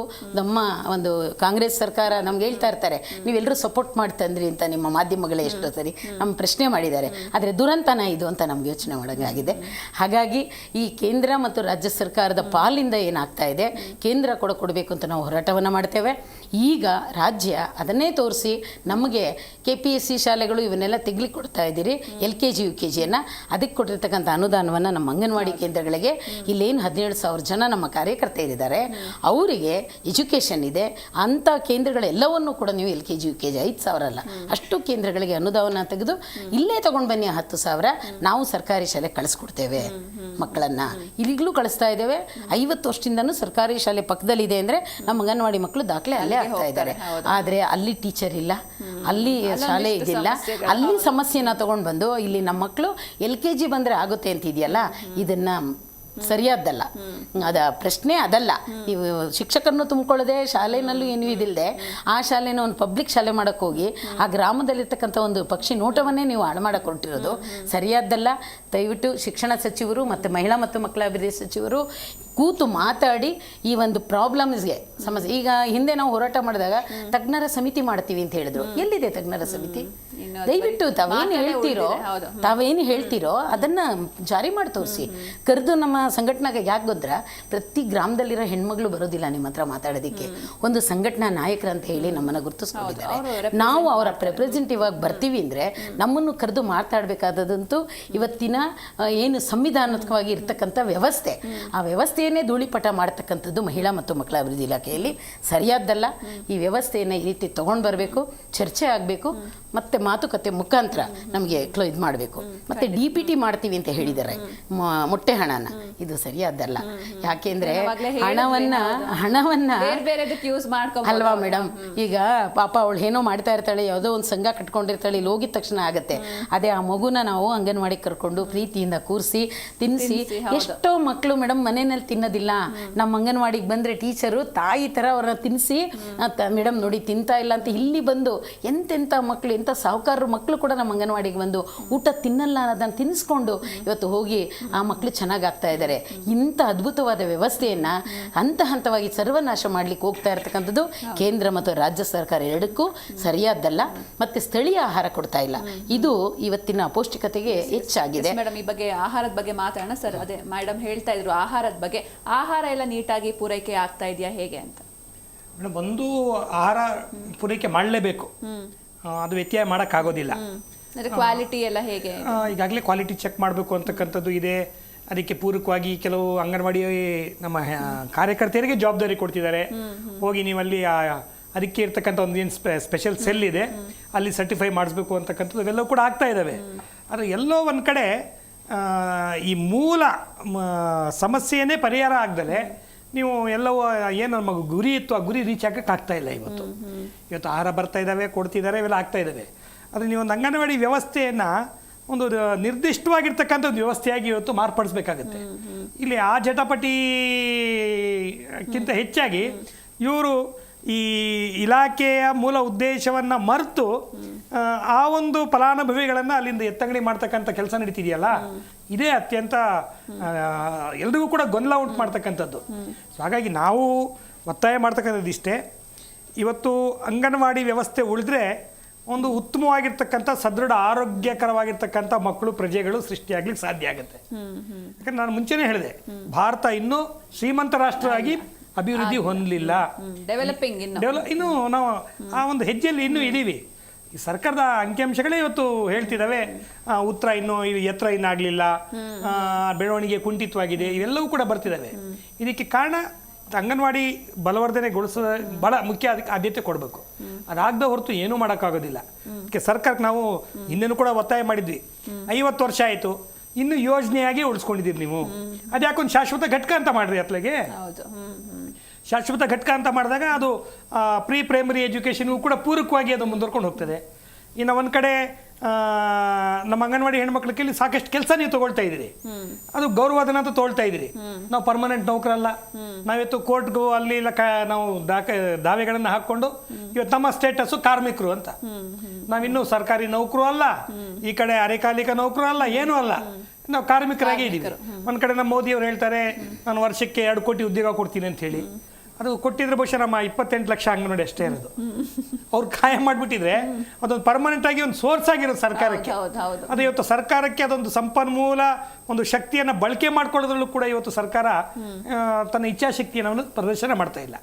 ಅದಕ್ಕೆ ಇವತ್ತು ಈಗಲಾದರೂ ಕೂಡ ಯೋಚನೆ ಮಾಡಬೇಕು, ಅಂಗನವಾಡಿ ವ್ಯವಸ್ಥೆಯನ್ನು ಇವತ್ತು ಭಾರತ ದೇಶದಲ್ಲಿ ಏನಾದ್ರು ವ್ಯತ್ಯಾಸ ಆದರೆ ಖಂಡಿತವಾಗ್ಲೂ ಕೂಡ ಭಾರತ ದೇಶದ ಆ ಒಂದು ಪ್ರಜೆಗಳ ಬೆಳವಣಿಗೆಯ ದೃಷ್ಟಿಯಿಂದ ಖಂಡಿತವಾಗ್ಲೂ ಕೂಡ ಮಾರಕ. ಹಂಗಾಗಿ ಅಂಗನವಾಡಿ ವ್ಯವಸ್ಥೆ ಇವತ್ತು ಇರಬೇಕು. ಅಂಗನವಾಡಿ ಮೂಲ ಉದ್ದೇಶನೇ ಒಂದು ದಷ್ಟಪುಷ್ಟವಾಗಿರ್ತಕ್ಕಂಥ ಮಕ್ಕಳು ಈ ಸಮಾಜಕ್ಕೆ ಕೊಡಬೇಕು, ಆ ಮೂಲಕ ಒಂದು ಆರೋಗ್ಯದಾಯಕವಾಗಿರ್ತಕ್ಕಂಥ ಒಂದು ವಾತಾವರಣ ನಿರ್ಮಾಣ ಮಾಡಬೇಕು ಅನ್ನೋದೇ ಅಂಗನವಾಡಿಯ ಮೂಲ ಗುರಿ. ಅಂತ ಒಂದು ಉದ್ದೇಶಕ್ಕೆ ದಯಮಾಡಿ ಚ್ಯುತಿಯನ್ನು ಉಂಟು ಮಾಡಬೇಡ್ರಿ. ಇದೊಂದು ಮಹಿಳಾ ಮತ್ತು ಮಕ್ಕಳ ಅಭಿವೃದ್ಧಿ ಇಲಾಖೆ ಅಡಿಯಲ್ಲಿಯೇ ಒಂದು ಶಾಶ್ವತ ಘಟಕ ಮಾಡಿ, ಆ ಹೆಣ್ಮಕ್ಳನ್ನ ನೀವು C ಅಥವಾ D ದರ್ಜೆ ನೌಕರನ ಮಾನ್ಯ ಮಾಡಿ, ನೀವು ಮಾನ್ಯ ಮಾಡಿ ಸರ್ಕಾರದ ಕಟಿಬದ್ಧರು ನೀವೆಲ್ಲರೂ ಕೂಡ ಈ ಕೆಲಸ ಮಾಡಬೇಕು ಅಂತಕ್ಕಂಥ ಪ್ರಶ್ನೆ ಮಾಡ್ತಕ್ಕಂಥ ಕೆಲಸ ಇಟ್ಕೊಳ್ಳಿ. ಅದು ನೀವು ಅದು ಮಾಡ್ತಾ ಇಲ್ಲ, ಬರೀ ಗೌರವಧನ ಕೊಡ್ತಿದ್ದೀರಿ, ಮನಸೋ ಇಚ್ಛೆ ದುಡಿಸ್ಕೊಳ್ತಾ ಇದ್ದೀರಿ. ಅದಕ್ಕೆ ಇವತ್ತು ನಾವು ಬಹಳ ಗಂಭೀರವಾಗಿ ನಾವು ಸಂಘಟನೆಗಳು ಯೋಚನೆ ಮಾಡ್ತಿದ್ದೀವಿ. ಈಗಾಗಲೇ ಬೇರೆ ಬೇರೆ ಸಂಘಟನೆಗಳು ಬೇರೆ ಬೇರೆ ಆಯಾಮಗಳಲ್ಲಿ ಎರಡೂ ಸರ್ಕಾರಗಳಿಗೆ ಒತ್ತಡ ಹೇರ್ತಕ್ಕಂಥ ಕೆಲಸ ಆಗಿದೆ. ಈಗ ನಾವು ಕೂಡ AITUC ಇಂದ ನಾವು ತೀರ್ಮಾನ ಮಾಡಿದ್ದೀವಿ, ಏಪ್ರಿಲ್ 21, 22, 23 ಈ 3 ದಿನ ನಾವು ಕೂಡ ದೆಹಲಿಗೆ ಲಗ್ಗೆ ಹಾಕ್ಲಿಕ್ಕೂ ಕೂಡ ಹೊರಟಿದ್ದೀವಿ. ಬರೀ ಫ್ರೀಡಮ್ ಪಾರ್ಕ್ ಅಲ್ಲ, ನಾವು ಕೂಡ ದೆಹಲಿ ಚಲೋನು ಕೂಡ ಇಟ್ಕೊಂಡು ಇವತ್ತು ಅಲ್ಲಿ ಏನು ನಮ್ಮ ಇಲಾಖೆಯ ಸಚಿವೆಯಾಗಿರ್ತಕ್ಕಂಥ ಅನ್ನಪೂರ್ಣ ದೇವಿ ಅವರನ್ನು ಕೂಡ ಇವತ್ತು ಅವ್ರ ಮೇಲೆ ಒತ್ತಡ ಹಾಕಬೇಕು ಅಂತಕ್ಕಂಥ ಹಿನ್ನೆಲೆಯಲ್ಲಿ ನಾವಿತ್ತು ಹೋರಾಟವನ್ನು ಅಲ್ಲೂ ಕೂಡ ಹಾಕ್ಕೊಳ್ತಾ ಇದ್ದೀವಿ. ಸರ್ಕಾರ ಗಮನ ಹರಿಸಬೇಕು. ಜೊತೆಯಲ್ಲಿ ಈಗ ಬಜೆಟ್ ಸೆಷನ್ ನಡೀತಾ ಇದೆ, ಅದು ಪರಿಪೂರ್ಣ ಆಗೋಕ್ಕಿಂತ ಮುನ್ನ ನಮ್ಮ ಏನು ಅಂಗನವಾಡಿ ಎಲ್ಲ ಸಂಘಟನೆಗಳು ಒಂದೇ, ಸಂಘಟನೆಗಳು ಬೇರೆ ಬೇರೆ ಇರ್ಬೋದು, ಬೇಡಿಕೆಗಳು ಮಾತ್ರ ಒಂದೇ ವಾಯ್ಸಲ್ಲಿ ಇರ್ತೀವಿ. ಆಮೇಲೆ ಅಂಗನವಾಡಿ ಸಂಘಟನೆಗಳು ನಾವು ಬೇರೆ ಬೇರೆ ಅನ್ನೋ ಕಾರಣಕ್ಕೆ ನಾವು ಹಂಗಿಲ್ಲ, ನಾವು ನಾಳೆ ಮನ್ಸು ಮಾಡಿದ್ರೆ ನಾವು ಎಲ್ಲ ಸಂಘಟನೆಗಳು ಒಂದಾಗಿ ಬೀದಿಗಿಳಿದ್ರೆ ನಿಮ್ಮ ಸರ್ಕಾರ ಖಂಡಿತವಾಗ್ಲೂ ಕೂಡ ನಡೆಯುತ್ತೆ, ಅದರಲ್ಲಿ ಡೌಟೇ ಇಲ್ಲ. ಅದಕ್ಕಾಗಿ ಈಗ ಟೈಮ್ ಇದೆ ನಿಮಗಿನ್ನೂ. ನಾಳೆ ಬಜೆಟಲ್ಲಿ ಗೌರವಧನವನ್ನು ಹೆಚ್ಚಳ ಮಾಡಿ, ಆ ಕೊಡ್ತಕ್ಕಂಥ ಗ್ರ್ಯಾಚ್ಯುಟಿಯನ್ನು ಜಾರಿ ಮಾಡಿ, ಜೊತೆಯಲ್ಲಿ ಆ ಮಕ್ಕಳಿಗೆ ಏನು ಇವತ್ತು ಪೌಷ್ಟಿಕ ಆಹಾರ ಕೊಡಲಿಕ್ಕೆ ನಿಮ್ಮದೇ ಆಗಿರ್ತಕ್ಕಂಥ ಏನು ವ್ಯವಸ್ಥೆ ಇದೆ ಅದನ್ನು ಸರಿಯಾದ ರೀತಿಯಲ್ಲಿ ಜಾರಿ ಮಾಡಿ. ನೀವು FRS ಅವೆಲ್ಲವೂ ಕೂಡ ಅಂಗನವಾಡಿ ಹೆಣ್ಮಕ್ಳೇನೋ ಕಳ್ತನ ಮಾಡ್ತಾರೆ, ಆ ಕಾರಣಕ್ಕೆ ತರ್ತಿದ್ದೀವಿ ಇಂತೆಲ್ಲ ಸಬೂಬು ಹೇಳಿದ್ರಿ. ಅಂತ ಒಂದು ಅಚಾತುರ್ಯ ಅವಘಡ ನಡೆದ್ರೆ ಆಕ್ಷನ್ ತಗೊಳ್ಳಿ ನೀವು. ಅದಕ್ಕೆ ಸಂಘಟನೆಗಳು ಬೆಂಬಲ ಕೊಡೋದಿಲ್ಲ. ಮಹಿಳೆಯರ ಆಹಾರವನ್ನು ಯಾರು ಅವರಿಗೆ ಆಹಾರಕ್ಕೆ ಕನ್ನ ಹಾಕಿದ್ರೆ ನಾವು ಯಾವುದೇ ಸಂಘಟನೆಗಳು ಅದಕ್ಕೆ ನಾವು ಯಾವುದೇ ಕಾರಣಕ್ಕೂ ಕೂಡ ಕ್ಷಮಿಸೋದಿಲ್ಲ. ನಾವಂತ ಸದಸ್ಯರನ್ನು ಕೂಡ ನಮ್ಮ ಸಂಘಟನೆಗಳು ಕೂಡ ಇಟ್ಕೊಳ್ಳೋದಿಲ್ಲ. ಸೊ ಇಷ್ಟು ಕಟಿಬದ್ಧವಾಗಿ ನಾವು ಸಂಘಟನೆ ಮಾಡ್ತಾ ಇರ್ತಕ್ಕಂಥದ್ದು. ಅದು ಇವತ್ತು ನಾವು ಕಾರ್ಮಿಕರು ಅಂತಕ್ಕಂಥ ಸ್ಟೇಟಸ್ ಇರೋದ್ರಿಂದ ನಾವು ಆ ಕಾರ್ಮಿಕ ವರ್ಗ ಪ್ರಜ್ಞೆಯ ದೃಷ್ಟಿಕೋನದಲ್ಲೇ ಸಂಘಟನೆ ಮಾಡ್ತಾ ಇದ್ದೀವಿ. ಸೊ ಹಾಗಾಗಿ ಸರ್ಕಾರ ನಮ್ಮನ್ನ ಸುಮ್ಮನೆ ಏನು ಅಂಗನವಾಡಿ ಹೆಣ್ಮಕ್ಳು ವರ್ಷಕ್ಕೆ 2 ಸಲ ಬರ್ತಾರೆ, ಕೂಗಾಗಿ ಹೋಗ್ತಾರೆ, ಒಂದಿಷ್ಟೇನೋ ಹೇಳಿದ್ರೆ ಕೇಳ್ಕೊಳ್ತಾರೆ, ಈ ಮನೋಭಾವದಲ್ಲಿ ಸರ್ಕಾರ ಹೋಗ್ತಾ ಇದೆ. ಇದು ಸರಿಯಾದ ಕ್ರಮ ಅಲ್ಲ. ನೀವು ಸ್ಪಂದಿಸಿ ನಮ್ಮ ಸಮಸ್ಯೆಯನ್ನು ಬಗೆಹರಿಸಿ ಅಂಗನವಾಡಿ ವ್ಯವಸ್ಥೆನ ಒಂದು ಬಲವರ್ಧನೆಗೊಳಿಸಿ ಅಂತ ಹೇಳಿ ನಾನು ಆಗ್ರಹ ಮಾಡ್ತೀನಿ. ನಳಿನಾಕ್ಷಿ ಅವರೇ, ಅಂದ್ರೆ ಈಗ ಒಂದು ಊರಲ್ಲಿ ಆ ಕ್ಷೇತ್ರದ MLAಗೂ ಗೊತ್ತಿರಲ್ಲ ಅಂದ್ರೆ ಆ ಊರಲ್ಲಿ ಎಷ್ಟು ವ್ಯಾಕ್ಸಿನೇಷನ್ ಆಗಿದೆ, ಬಾಣಂತಿಯರು ಎಷ್ಟು ಜನ ಇದ್ದಾರೆ, ಗರ್ಭಿಣಿಯರು ಎಷ್ಟು ಜನ ಇದ್ದಾರೆ, ಸಣ್ಣ ಮಕ್ಕಳು ಎಷ್ಟು ಜನ ಇದ್ದಾರೆ ಅಂತ. ಬಟ್ ನಿಮಗೆ ಅದೆಲ್ಲದರ ಅರಿವಿರುತ್ತೆ, ನೀವೆಲ್ಲದನ್ನೂ ಕೂಡ ಮಾನಿಟರ್ ಮಾಡ್ತಾ ಇರ್ತೀರಾ. ಸೊ ಇಷ್ಟೆಲ್ಲ ನಿಮ್ಮ ಶ್ರಮಕ್ಕೆ ಸರಿಯಾದಂತಹ ಫಲ ಸಿಗ್ತಾ ಇದೆಯಾ ಹೇಗೆ ಅಂತ? ಅದೇ ಮೇಡಮ್, ಅದೇ ಹೇಳಕ್ ಹೊರಟ್ವಿ. ಈಗ ಮೊನ್ನೆ ನಾವು ಹೋರಾಟಕ್ಕೆ ಬರೋದಕ್ಕೆ ಮುಂಚೆ ಎಲ್ಲ MLAಗಳಿಗೂ ನಮ್ಮ ಹೋರಾಟದ ಏನು ಬೇಡಿಕೆಗಳೈತೆ ಅಂತ ಮನವಿ ಪತ್ರ ಕೊಡಕ್ಕೆ ಹೋಗಿದ್ರಿ. ನಮ್ಮ ಕ್ಷೇತ್ರದ MLA ಸಾಹೇಬ್ರೆ ಮಾತಾಡ್ತಿದ್ದಾಗ ಹೇಳಿದ್ರು, ನಮ್ಮ ದೊಡ್ಡಬಳ್ಳಾಪುರದಲ್ಲಿ ಧೀರಜ್ ಮುನ್ರಾಜು ಅಂತ, ಅವ್ರ ಜೊತೆ ಮಾತಾಡ್ಬೇಕಾದ್ರೆ ಹೇಳ್ತಾ ಇದ್ರು, ಮೇಡಮ್ ಈಗ ನಿಮ್ಗೆ ಜನಗಣತಿ ಶಾಲೆಗಳಲ್ಲಿ ಹಾಕಿದ್ರಲ್ವಾ, ಆ ಜನಗಣತಿ ನಿಮ್ಗೆ ಹಾಕ್ಬಿಟ್ಟಿದ್ರೆ ಎಷ್ಟು ಚೆನ್ನಾಗಿತ್ತು, ಅದು ಸರಿಯಾಗಿ ಸಕ್ಸಸ್ ಆಗ್ಲಿಲ್ಲ ಅಂತ. ಆಗ ನಾವು ಮಾತಾಡ್ತಿದ್ವಿ, ಹೌದು ಸರ್, ಅವ್ರಿಗೆಲ್ಲ ದುಡ್ಡು ಕೊಟ್ಟು ಸರ್ವೆ ಮಾಡಿಸಿದ್ರು, ನಾವು ಫ್ರೀಯಾಗಿ ಸರ್ವೆ ಮಾಡಿ ಕೊಟ್ವಿ. ಹೌದು ಮೇಡಮ್, ನಿಮಗೆ ಗ್ರಾಮದ ನಕ್ಷೆನೇ ನಿಮ್ಮ ತಲೆಯಲ್ಲಿರುತ್ತೆ ಅಂತಂದ್ರು. ಆ ರೀತಿ ಪ್ರತಿಯೊಂದು ಮೇಡಮ್, ನಾವು ಮಲಗಿದ್ರು ಇಂಥವ್ರ ಮನೆ ಎಲ್ಲಿ, ಇಂಥ ಫಲಾನುಭವಿ ಎಲ್ಲಿ ಅಂದರೆ ಹೇಳ್ತೀವಿ. ಅಂದರೆ ಅಷ್ಟು ನಮಗೆ ಆ ಗ್ರಾಮದ ನಕ್ಷೆ ಪೂರ್ತಿ ನಮ್ಮಲ್ಲಿರುತ್ತೆ. ಯಾವುದೇ ಒಬ್ಬ ಮದುವೆ ಆಗಿ ಬಂದ್ಲು ಅಂದರೆ ಅವಳನ್ನ ಫಾಲೋ ಮಾಡ್ತಿರ್ತೀವಿ. ಅವಳು ಪ್ರೆಗ್ನೆಂಟ್ ಆಗ್ತಾಳ ಏನು ಎತ್ತ ವಿಚಾರಿಸ್ತಾ ಇರ್ತೀವಿ, ಹೌಸ್ ವಿಸಿಟ್ ಹೋಗ್ತೀವಿ. ಮತ್ತು ಮಗುಗೆ ಬೇರೆ ಎಲ್ಲಿಂದಾದರೂ ಬರ್ತಾರೆ, ಅವ್ರಿಗೆ 9 ತಿಂಗಳು ತುಂಬ್ತಾ ಹಾಕ್ಸಿದ್ದೀರಾ MR ಅಂತ ಕೇಳ್ತೀವಿ. ಪ್ರತಿಯೊಂದು ಇಂಜೆಕ್ಷನ್ನಿಂದ ಹಿಡಿದು ಆ ಫಲಾನುಭವಿ ಏನೆಲ್ಲ ನಾವು ಸೇವೆಗಳು ಕೊಡಬೇಕು, ಆ ಸೇವೆಗಳು ನಾವು ಫಾಲೋ ಅಪ್ ಮಾಡ್ತೀವಿ ಮೇಡಮ್. ಅವು ಕರೆಕ್ಟಾಗಿ ನಾವು ಕೊಟ್ಕೊಂಡು ಬರ್ತಾ ಇರ್ತೀವಿ. ಆದರೆ ನಮ್ಮ ಸರ್ಕಾರ ಮಾತ್ರ ನಮ್ಮ ಕಡೆ ಗಮನ ಕೊಡಲ್ಲ. ಇಷ್ಟೆಲ್ಲ ನಾವು ಒಳ್ಳೆ ಉತ್ತಮ ಪ್ರಜೆಯನ್ನು ದೇಶಕ್ಕೆ ಕೊಡ್ತಾ ಇದ್ದೀವಿ ಅಂದರೆ ಯಾರು ಬಂದು ಈ ಸೇವೆ ಸಲ್ಲಿಸ್ತಾರೆ ಹೇಳಿ ಮೇಡಮ್? ICDS ಬಿಟ್ಟರೆ ಬೇರೆ ಯಾರು ಬಂದು ಒಬ್ಬ ತಾಯಿ ರೀತಿ ನಾವು ಆ ಮಗುನ, ನನ್ನ ಮಗು ನಾನು ಸರಿಯಾಗಿ ನೋಡ್ಕೊತೀನೋ ಇಲ್ಲ ಗೊತ್ತಿಲ್ಲ, ಆ ಗ್ರಾಮದಲ್ಲಿರೋಂಥ ಮಕ್ಕಳು ನನ್ನ ಮಕ್ಕಳು ಅಂತ ನೋಡ್ತಿರ್ತೀವಿ. ಯಾವುದೇ ಒಂದು ಮಗು ಅಳ್ತಾ ಇರಲಿ, ಆ ಮಗುಗೆ ತಿನ್ನಿಸ್ಬೇಕಾಗ್ಲಿ, ಅವನ್ನ ಮುದ್ದಿಸ್ಬೇಕಾಗ್ಲಿ ನಾವೇ, ಅಂದರೆ ಆ ಮಕ್ಕಳು ಅಷ್ಟೇ ನಮ್ಮನ್ನು ಹಚ್ಕೊಂಡಿರ್ತವೆ. ಈಗಲೂ ಅಷ್ಟೇ ನಮ್ಮ ಕೈ ಕೆಳಗಡೆ ಓದಿರೋಂಥ ಮಕ್ಕಳು ಫಾರಿನಲ್ಲಿದ್ದಾರೆ, PhD ಮಾಡಿದ್ದಾರೆ. ಅವ್ರು ಸಿಕ್ಕಿದಾಗೆಲ್ಲ ಎಷ್ಟು ನಮ್ಮನ್ನ ಪ್ರೀತಿ ವಿಶ್ವಾಸದಿಂದ ಮಾತಾಡ್ತಾರೆ. ಆದರೆ ಅವ್ರ ಮುಂದೆ ನಾವು ಇಂಥ ಒಳ್ಳೆ ಪ್ರಜೆನ್ ಕೊಟ್ವಿ, ಆದರೆ ನಾವಿನ್ನೂ ಇದರಲ್ಲೇ ಇದೀವಲ್ವಾ ಅನ್ನೋ ಎಲ್ಲ ಒಂದು ಫೀಲಿಂಗ್ ನಮ್ಮಲ್ಲೈತೆ. ನಾವು ಕೇಳೋದೇನೋ, ಈಗ ಮಹಿಳಾ ಮಕ್ಕಳ ಅಭಿವೃದ್ಧಿ ಇಲಾಖೆ ಅಂತ ತಂದಿದ್ದೀರಾ, ಏನು ಶಿಕ್ಷಣ ಇಲಾಖೆ ಅಂತ ಇದು ಮಾಡಿದ್ದೀರಾ, ನಮ್ದು ICDS ಒಂದು ಯೋಜನೆ ಅದನ್ನು ಬೇರೆ ಸಪ್ರೇಟ್ ಮಾಡಿರಿ, ನಿರ್ದೇಶನಾಲಯ ಬೇರೆ ಮಾಡಿರಿ. ಈಗ ಮಹಿಳಾ ಮಕ್ಕಳ ಅಭಿವೃದ್ಧಿಗೆ ಅನುದಾನ ಬರುತ್ತೆ, ಅದರಲ್ಲಿ ಹಿರಿಯ ನಾಗರಿಕರು, ಮಹಿಳೆಯರು, ಸಬಲೀಕರಣ, ಎಲ್ಲ ಸಾಂತ್ವನ ಕೇಂದ್ರ ಎಲ್ಲ ಇದ್ರ ಅಡಿಯಲ್ಲಿ ಬರ್ತೀವಿ. ಬರೋಂಥ ಅನುದಾನ ಅಂಚು ಹರಿದು ಹೊರಟೋಗುತ್ತೆ. ಏನಿಲ್ಲ ICDS ಕೊಡಬೇಕು, ಅದು ಸಿಕ್ಕಲ್ಲ. ಆಗ ಒಳ್ಳೆ ಫುಡ್ ಕೊಡೋಕ್ಕಾಗಲ್ಲ, ಒಳ್ಳೆ ಪ್ರಜೆನ್ ಕೊಡೋಕ್ಕಾಗಲ್ಲ, ನಮ್ಗೆ ಒಳ್ಳೆ ಗೌರವಧನ ಬರಲ್ಲ, ಏನು ಮೂಲಭೂತ ಸೌಲಭ್ಯಗಳು ನಮ್ಮ ಅಂಗನವಾಡಿಗೆ ಬೇಕೋ ಅವು ಸಿಗಲ್ಲ. ಹಂಗಾಗಿ ICDS ಒಂದು ಪ್ರತ್ಯೇಕ ನಿರ್ದೇಶನಾಲಯ ಮಾಡಿರಿ ಅಂತ ಒಂದು ಕೇಳ್ತೀವಿ. ಫುಡ್ ಬರುತ್ತೆ ಮೇಡಮ್, ಆಯಾಯ ಪ್ರದೇಶಕ್ಕೆ ಅನುಗುಣವಾಗಿ ಬರ್ತಾ ಇಲ್ಲ. ಹಿಂದೆ ಎಲ್ಲ ಬರ್ತಾ ಇತ್ತು, ಕಡಲೆ ಬೀಜ ಚಿಕ್ಕಿ ಕೊಡ್ತಿದ್ರಿ, ಮೊಳಕೆ ಕಾಳು ಕೊಡ್ತಿದ್ರಿ, ಅನ್ನ ಸಾಂಬಾರು ಚಿತ್ರಾನ್ನ ಈ ರೀತಿ ಕೊಡ್ತಾ ಇದ್ವಿ. ಈಗೇನೋ ಅಕ್ಕಿನೇ ಬರ್ತಾ ಇದೆ, ಗೋಧಿ ನುಚ್ಚು ಬರ್ತಿತ್ತು, ಒಂದು 2-3 ತಿಂಗಳಿಂದ ನಿಂತಿದೆ.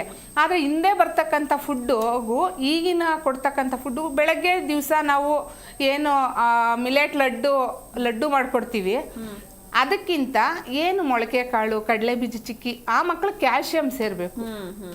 ಬರೀ ಇದನ್ನೇ ಇಷ್ಟಪಡಲ್ಲ. ಮತ್ತು ಮನೆಗೆ ನಾವು 6 ತಿಂಗಳಿಂದ 3 ವರ್ಷದ ಮಕ್ಕಳು ಕೊಡೋಂಥ ಫುಡ್ಡು ಅಷ್ಟೇ, ಅಷ್ಟು ಅಲ್ಲಿಗೆ ಹೋಗಿ ತಲುಪ್ತಾ ಇಲ್ಲ ಫಲಾನುಭವಿಗೆ. ಹಂಗಾಗಿ ಫುಡ್ಡಲ್ಲೂ ಬದಲಾವಣೆ ಆಗಬೇಕು. ಹಿಂದೆ ಏನಿತ್ತು ಅದು ಬದಲಾವಣೆ ಆಗಬೇಕು, ಮತ್ತು ಆ ಕಾಸ್ಟ್ ಜಾಸ್ತಿ ಆಗಬೇಕು ಅಂತ ಕೇಳ್ಕೊತೀವಿ. ಅದಾಗಲೇಬೇಕೀಗ. ಮತ್ತು ನಮ್ಮ ಇಲಾಖೆ ಸಚಿವರೇ ಹೇಳಿದರು, ನಿಮ್ಮೆಲ್ರಿಗೂ ಆರೋಗ್ಯ ವಿಮೆ ಮಾಡಿಕೊಡ್ತೀವಿ ಅಂತ. ಇಲ್ಲಿವರೆಗೂ ಅದ್ರ ಬಗ್ಗೆ ಚಕಾರ ಎತ್ತಿಲ್ಲ. ಹಂಗಾಗಿ ನಮಗೆ ಆರೋಗ್ಯ ವಿಮೆನೂ ಆಗಬೇಕು. ಏನು ESI PF ಅಂತಿದೆ, ನಾನು ಆಗಲೇ ಹೇಳ್ತಾ ಇದ್ದಂಗೆ ಈಗ ತುಂಬ ಅನಾರೋಗ್ಯ ಇದೆ ಮೇಡಮ್. ಮೊದಲಷ್ಟು ಸ್ಟ್ರೆಂತೇ ಇಲ್ಲ ನಿಜವಾಗೂ ಹೇಳ್ಬೇಕು ಅಂದರೆ. ಹಿಂದಿನವರು ತಿಂತಕ್ಕಂಥ ಫುಡ್ಡೇ ಚೆನ್ನಾಗಿತ್ತೋ, ಇಲ್ಲ ಅವರು ವಾತಾವರಣನೇ ಚೆನ್ನಾಗಿತ್ತೋ, ಈಗಿನ ಇದಕ್ಕೆ ಹೋಲಿಸ್ಕೊಂಡ್ರೆ ಆ ಫುಡ್ಡು ನಮಗೆ ಸಿಗ್ತಾ ಇಲ್ಲ, ನಾವು ಅಷ್ಟು ಆರೋಗ್ಯವಂತರೂ ಆಗಿನೂ ಇಲ್ಲ. ಹಂಗಾಗಿ ನಮ್ಗೆ ಏನು ಪಿಂಚಣಿ ಕೊಡಬೇಕು, ಆರೋಗ್ಯ ವಿಮೆ ಮಾಡಿಕೊಡ್ಬೇಕು, ESI PF ಆಗಬೇಕು, ಅದನ್ನೆಲ್ಲ ಮಾಡಿಕೊಡ್ಬೇಕು ಅಂತ ಈ ಮುಖಾಂತರ ಕೇಳ್ತಿದ್ದೀವಿ. ಎಸ್, ಇನ್ನು ಗೌರಮ್ಮ ಅವರು ಎಲ್ಲಿವರೆಗೂ ಈ ಹೋರಾಟ ನಡೆಸ್ತೀರಾ, ಹೀಗೆ ಎಲ್ಲಿ ತನಕ ಕಂಟಿನ್ಯೂ ಆಗುತ್ತೆ ಅಂತ? ಇದು ನೋಡ್ರಿ, ಡಿಸೆಂಬರ್ 1-2ರಲ್ಲಿ ಏನಾದರೂ ಅಂತಿಮ ಹಾಡ್ತದೆ, ಕೇಂದ್ರ ಸರ್ಕಾರ ಸ್ಕೀಮ್ ಅದ ಅಂತ ನಮಗೆ ತಲೆಗಿತ್ತು. ಎಷ್ಟು ವ್ಯವಸ್ಥಿತವಾಗಿ ಕರ್ನಾಟಕ ರಾಜ್ಯದ 4 ಸಚಿವರು, ಕೇಂದ್ರ ಸಚಿವರ ಮನೆ ಮುಂದೆ ಹೋರಾಟ ನಡೀತು. ಫಸ್ಟ್ ಡೇನೇ ಡಿಸೆಂಬರ್ನಾಗ ಮಂಡ್ಯದಾಗ ಹೇಳಿದ್ರು ಕುಮಾರಸ್ವಾಮಿ ಅವರು, ಇಲ್ಲ ಇವತ್ತು ನೀವು ವಾಪಸ್ ತಗೋಬೇಕು, ನೀವು ವಾಪಸ್ ತಗೋತೀನಂತ ಭರವಸೆ ಕೊಟ್ರೆ ನಾ ಇದು ಮಾಡ್ತೀನಂದ್ರೆ ಸರಿ. ನಾವು ನಮಗೇನು ಬೇಕು, ಸಮಸ್ಯೆ ಬಗೆಹರೋದು, ಇಲ್ಲಿ ಶೋ ಪುಟಪ್ ಮಾಡೋದಿಲ್ಲ. ಸರಿ ಅಂದು 1ನೇ-2ನೇ ತಾರೀಕು ನಾವು ಒಪ್ಕೊಂಡು ಅಲ್ಲಿ ಮಾತುಕತೆ ಫಿಕ್ಸ್ ಆದಮೇಲೆ ನಾವು ಬಿಟ್ಟೆವು. ಕರ್ಕೊಂಡು ಹೋದ್ರು, ಅನ್ನಪೂರ್ಣ ದೇವಿಗೆ ಮಾತಾಡಿಸಿದ್ರು, ಮಹಿಳಾ ಮತ್ತು ಮಕ್ಕಳ ಶಿಕ್ಷಣ ಸಚಿವರಾದ ಧರ್ಮೇಂದ್ರ ಪ್ರಧಾನ್ ಅವ್ರಿಗೆ ಮಾತಾಡಿದ್ರು, ಪ್ರಧಾನಮಂತ್ರಿಯವ್ರ ಆಪ್ತ ಸಹಾಯಕರು ಎಲ್ಲರಿಗೂ ಮಾತಾಡಿದ್ರು. ಏನಾದರೂ ಬಜೆಟ್ನಲ್ಲಿ ಪಾಸಿಟಿವ್ ಬರ್ತದ ಅಂತಿತ್ತು ಕೇಂದ್ರ ಸರ್ಕಾರ ಸ್ಕೀಮ್, ಅದು ಆಗಲಿಲ್ಲ. 2018 ಏನು ಕೊಡಲಿಲ್ಲ. ಕ್ವಾಲಿಟಿ ಕ್ವಾಂಟಿಟಿ ಬಗ್ಗೆ ನಿಜವಾಗ್ಲೂ ಹೇಳ್ಬೇಕಂದ್ರೆ ಸ್ಥಳೀಯ ಆಹಾರ. ಈಗ ನಾವು ಗುಲ್ಬರ್ಗದವ್ರು, ನಾವು ಗುಲ್ಬರ್ಗದವರು, ಈ ಕಡೆ ತುಮಕೂರ್ದವ್ರು ಬೇರೆಯವರೆಲ್ಲ ಮುದ್ದೆ ತಿಂತಾರೆ, ನಾವು ಗುಲ್ಬರ್ಗದವ್ರು ರೊಟ್ಟಿ ತಿಂತೇವೆ. ನಾವು ಅಂತೇವೆ ಸ್ಥಳೀಯವಾಗಿ ಸಿಗಂಥ ಆಹಾರ, ಪೌಷ್ಟಿಕಯುಕ್ತ ಆಹಾರ ಕೊಡಬೇಕು ಅಂತ. ಲೋಕಲಾಗಿ ಸಿಗಬೇಕು ಮತ್ತು ಕ್ವಾಲಿಟಿನೂ ಇಲ್ಲ ಕ್ವಾಂಟಿಟಿನೂ ಇಲ್ಲ, ಎರಡು ಮಾತೇ ಇಲ್ಲ ಅದ್ರಾಗ. ಎರಡನೇದಾಗಿ ಈಗ ಹಿಂದ್ಕಿನವರು 2018 ಎಲ್ಲರೂ ಮಾತಾಡಿದ್ರು. 2018 ರಿಟೈರ್ಮೆಂಟ್ ಇದು 11ರಿಂದ ಆದವ್ರ. ಈಗ ಒಬ್ಬ ಹೆಂಗಿರ್ತದೆ ವ್ಯವಸ್ಥೆ ಅಂದ್ರೆ ದುಡ್ಡು ಇದ್ದಾಗ ನೋಡೋ ಲಕ್ಷಣನೇ ಬೇರೆ ಇರ್ತದೆ ರೀ. ಹೋಗಿರ್ತಾರೋ 2011ರಿಂದ ನಾವು ಏನು ಕೇಳಿದೆವು, ಗುಜರಾತಿನ ಕೋರ್ಟ್ ಹೇಳ್ದಂಗೆ, ಹೈಕೋರ್ಟ್ ಹೇಳ್ದಂಗೆ ಕರ್ನಾಟಕದ ಕೂಡ 2023 ಹೋರಾಟದಾಗ ಅವರೇ ಒಪ್ಕೊಂಡು ಎಷ್ಟು ಭಾಳ ಇಲ್ಲ 183 ಕೋಟಿ. ಸ್ವಲ್ಪ ದುಡ್ಡು ಬತ್ತಂದ್ರೆ ಈಗಿಲ್ಲ ಅಂದ್ರೆ ಈಗ ಟೀ ಮಾಡು ಅಂತ ಹೇಳ್ತಾರೆ. ಅಜ್ಜಿ ಹೇಳ್ತಾಳೆ ಮನ್ಯಾಗ, ಒಂದು ಸ್ವಲ್ಪ ಚಹಾ ತಂದು ಕೊಡು ಅಂದ್ರೆ ಸಕ್ರೆ ಪತ್ತಿ ತಂದು ಕೊಡು ಅಂತಾರೆ ನಮ್ಮ ಭಾಷೆಯಲ್ಲಿ. ತಂದು ಕೊಟ್ರೆ ಅಂದಾಗ ನಾವು ಕೇಳ್ತೀವಿ. ಅವ್ರಿಗೆ ಸಶಕ್ತರು ಇರತನ ಮಾನಸಿಕವಾಗಿ ತೊಂದರೆ ಆಗಬಾರ್ದು. 180 ರೂಪಾಯಿನಿಂದ ದುಡ್ದವ್ರ, ಅದಕ್ಕೆ ಅವ್ರಿಗೆ ಎಷ್ಟಾದರೂ ಏನಾರು ಕೊಟ್ಟು ಕಳಿಸ್ರಿ ಅನ್ನೋಂಥದ್ದು ಗ್ರ್ಯಾಚ್ಯುಟಿದು. ಮತ್ತೇನದ LKG UKG ವಿಷಯ ಹೇಳ್ಬೇಕಂದ್ರೆ LKG UKG ವಿಷಯ ಇದು ಮೂಲ ICDS ಮೂಲಕ್ಕೆ ಕೈ ಹಾಕ್ಬಿಟ್ಟ ಸರ್ಕಾರ. ಅದಕ್ಕಿದು ನಾವಂತೂ ಯಾವ ಕಾರಣಕ್ಕಾಗಿ ಮೊಲಾಜಿನೇ ಇಲ್ಲ. ಸಚಿವರು ಏನು ಹೇಳಿದ್ರು ಗೊತ್ತಿಲ್ಲ, ಇಲ್ಲವೇ ಇಲ್ಲ. ಇದು ಬದಲಿದು ಇದು LKG UKG ವಿರೋಧಿಲ್ಲ. ನಾವು ಆಹಾರದ ಜೊತೆಗೆ ಶಿಕ್ಷಣ ಕೊಳ್ಳಕತ್ತೀವ್ರಿ. ಆಹಾರದ ಈಗ 6:30 ಗಂಟೆ ಕೆಲಸ ಆಗಿದೆ, 9ರಿಂದ 4 ತನಕ. ಅದಕ್ಕಾಗಿ ಅದ್ರ ಜೊತೆಗೆ ಆಹಾರ ಆರೋಗ್ಯ ಶಿಕ್ಷಣ. ಅದಕ್ಕೆ ಆಹಾರದ ಜೊತೆಗೆ ಶಿಕ್ಷಣ ಕೊಳ್ಳಕ್ಕೆ ಸವಾಲರು ಅಂಗನವಾಡಿಯವ್ರ ಯೋಗ್ಯರ ಅಂತೇಳಿ ಸರ್ಕಾರ ಮತ್ತು ಕೆಲವೊಂದು ಶಿಕ್ಷಣ ತಜ್ಞರು ಇವರೇನೇ ಡಿಸೈಡ್ ಮಾಡ್ರ, ಅವರೇ ಸರ್ಚ್ ಮಾಡ್ರ. ಅದಕ್ಕಾಗಿ ಇದು ಇತ್ಯರ್ಥ ಆಗೋರಿಗೆ LKG UKG 10,000 8,000 ಚಿಲ್ಲರ ಅಂಗನವಾಡಿ ಇಲ್ಲಿ ಆಗೋವರೆಗೂ ಸುಮ್ಮನೆ ಸರ್ಕಾರ ಮರೆ ಮಾಚಕತ್ತದ, ಅದು ನಾವು ಒಪ್ಪಲ್ಲ. ಅದಕ್ಕೆ ಆಗೋವರೆಗೂ ನಾವು ಕಂಟಿನ್ಯೂ ಆಗ್ತದೆ. ಓಕೆ, ಇನ್ನು ಥ್ಯಾಂಕ್ ಯು ಸೋ ಮಚ್. ಇಷ್ಟೊತ್ತು ನಮ್ಮ ಡಿಸ್ಕಷನ್ಲಿ ಭಾಗಿಯಾಗಿದ್ದಕ್ಕೆ ಥ್ಯಾಂಕ್ ಯು ಸೋ ಮಚ್.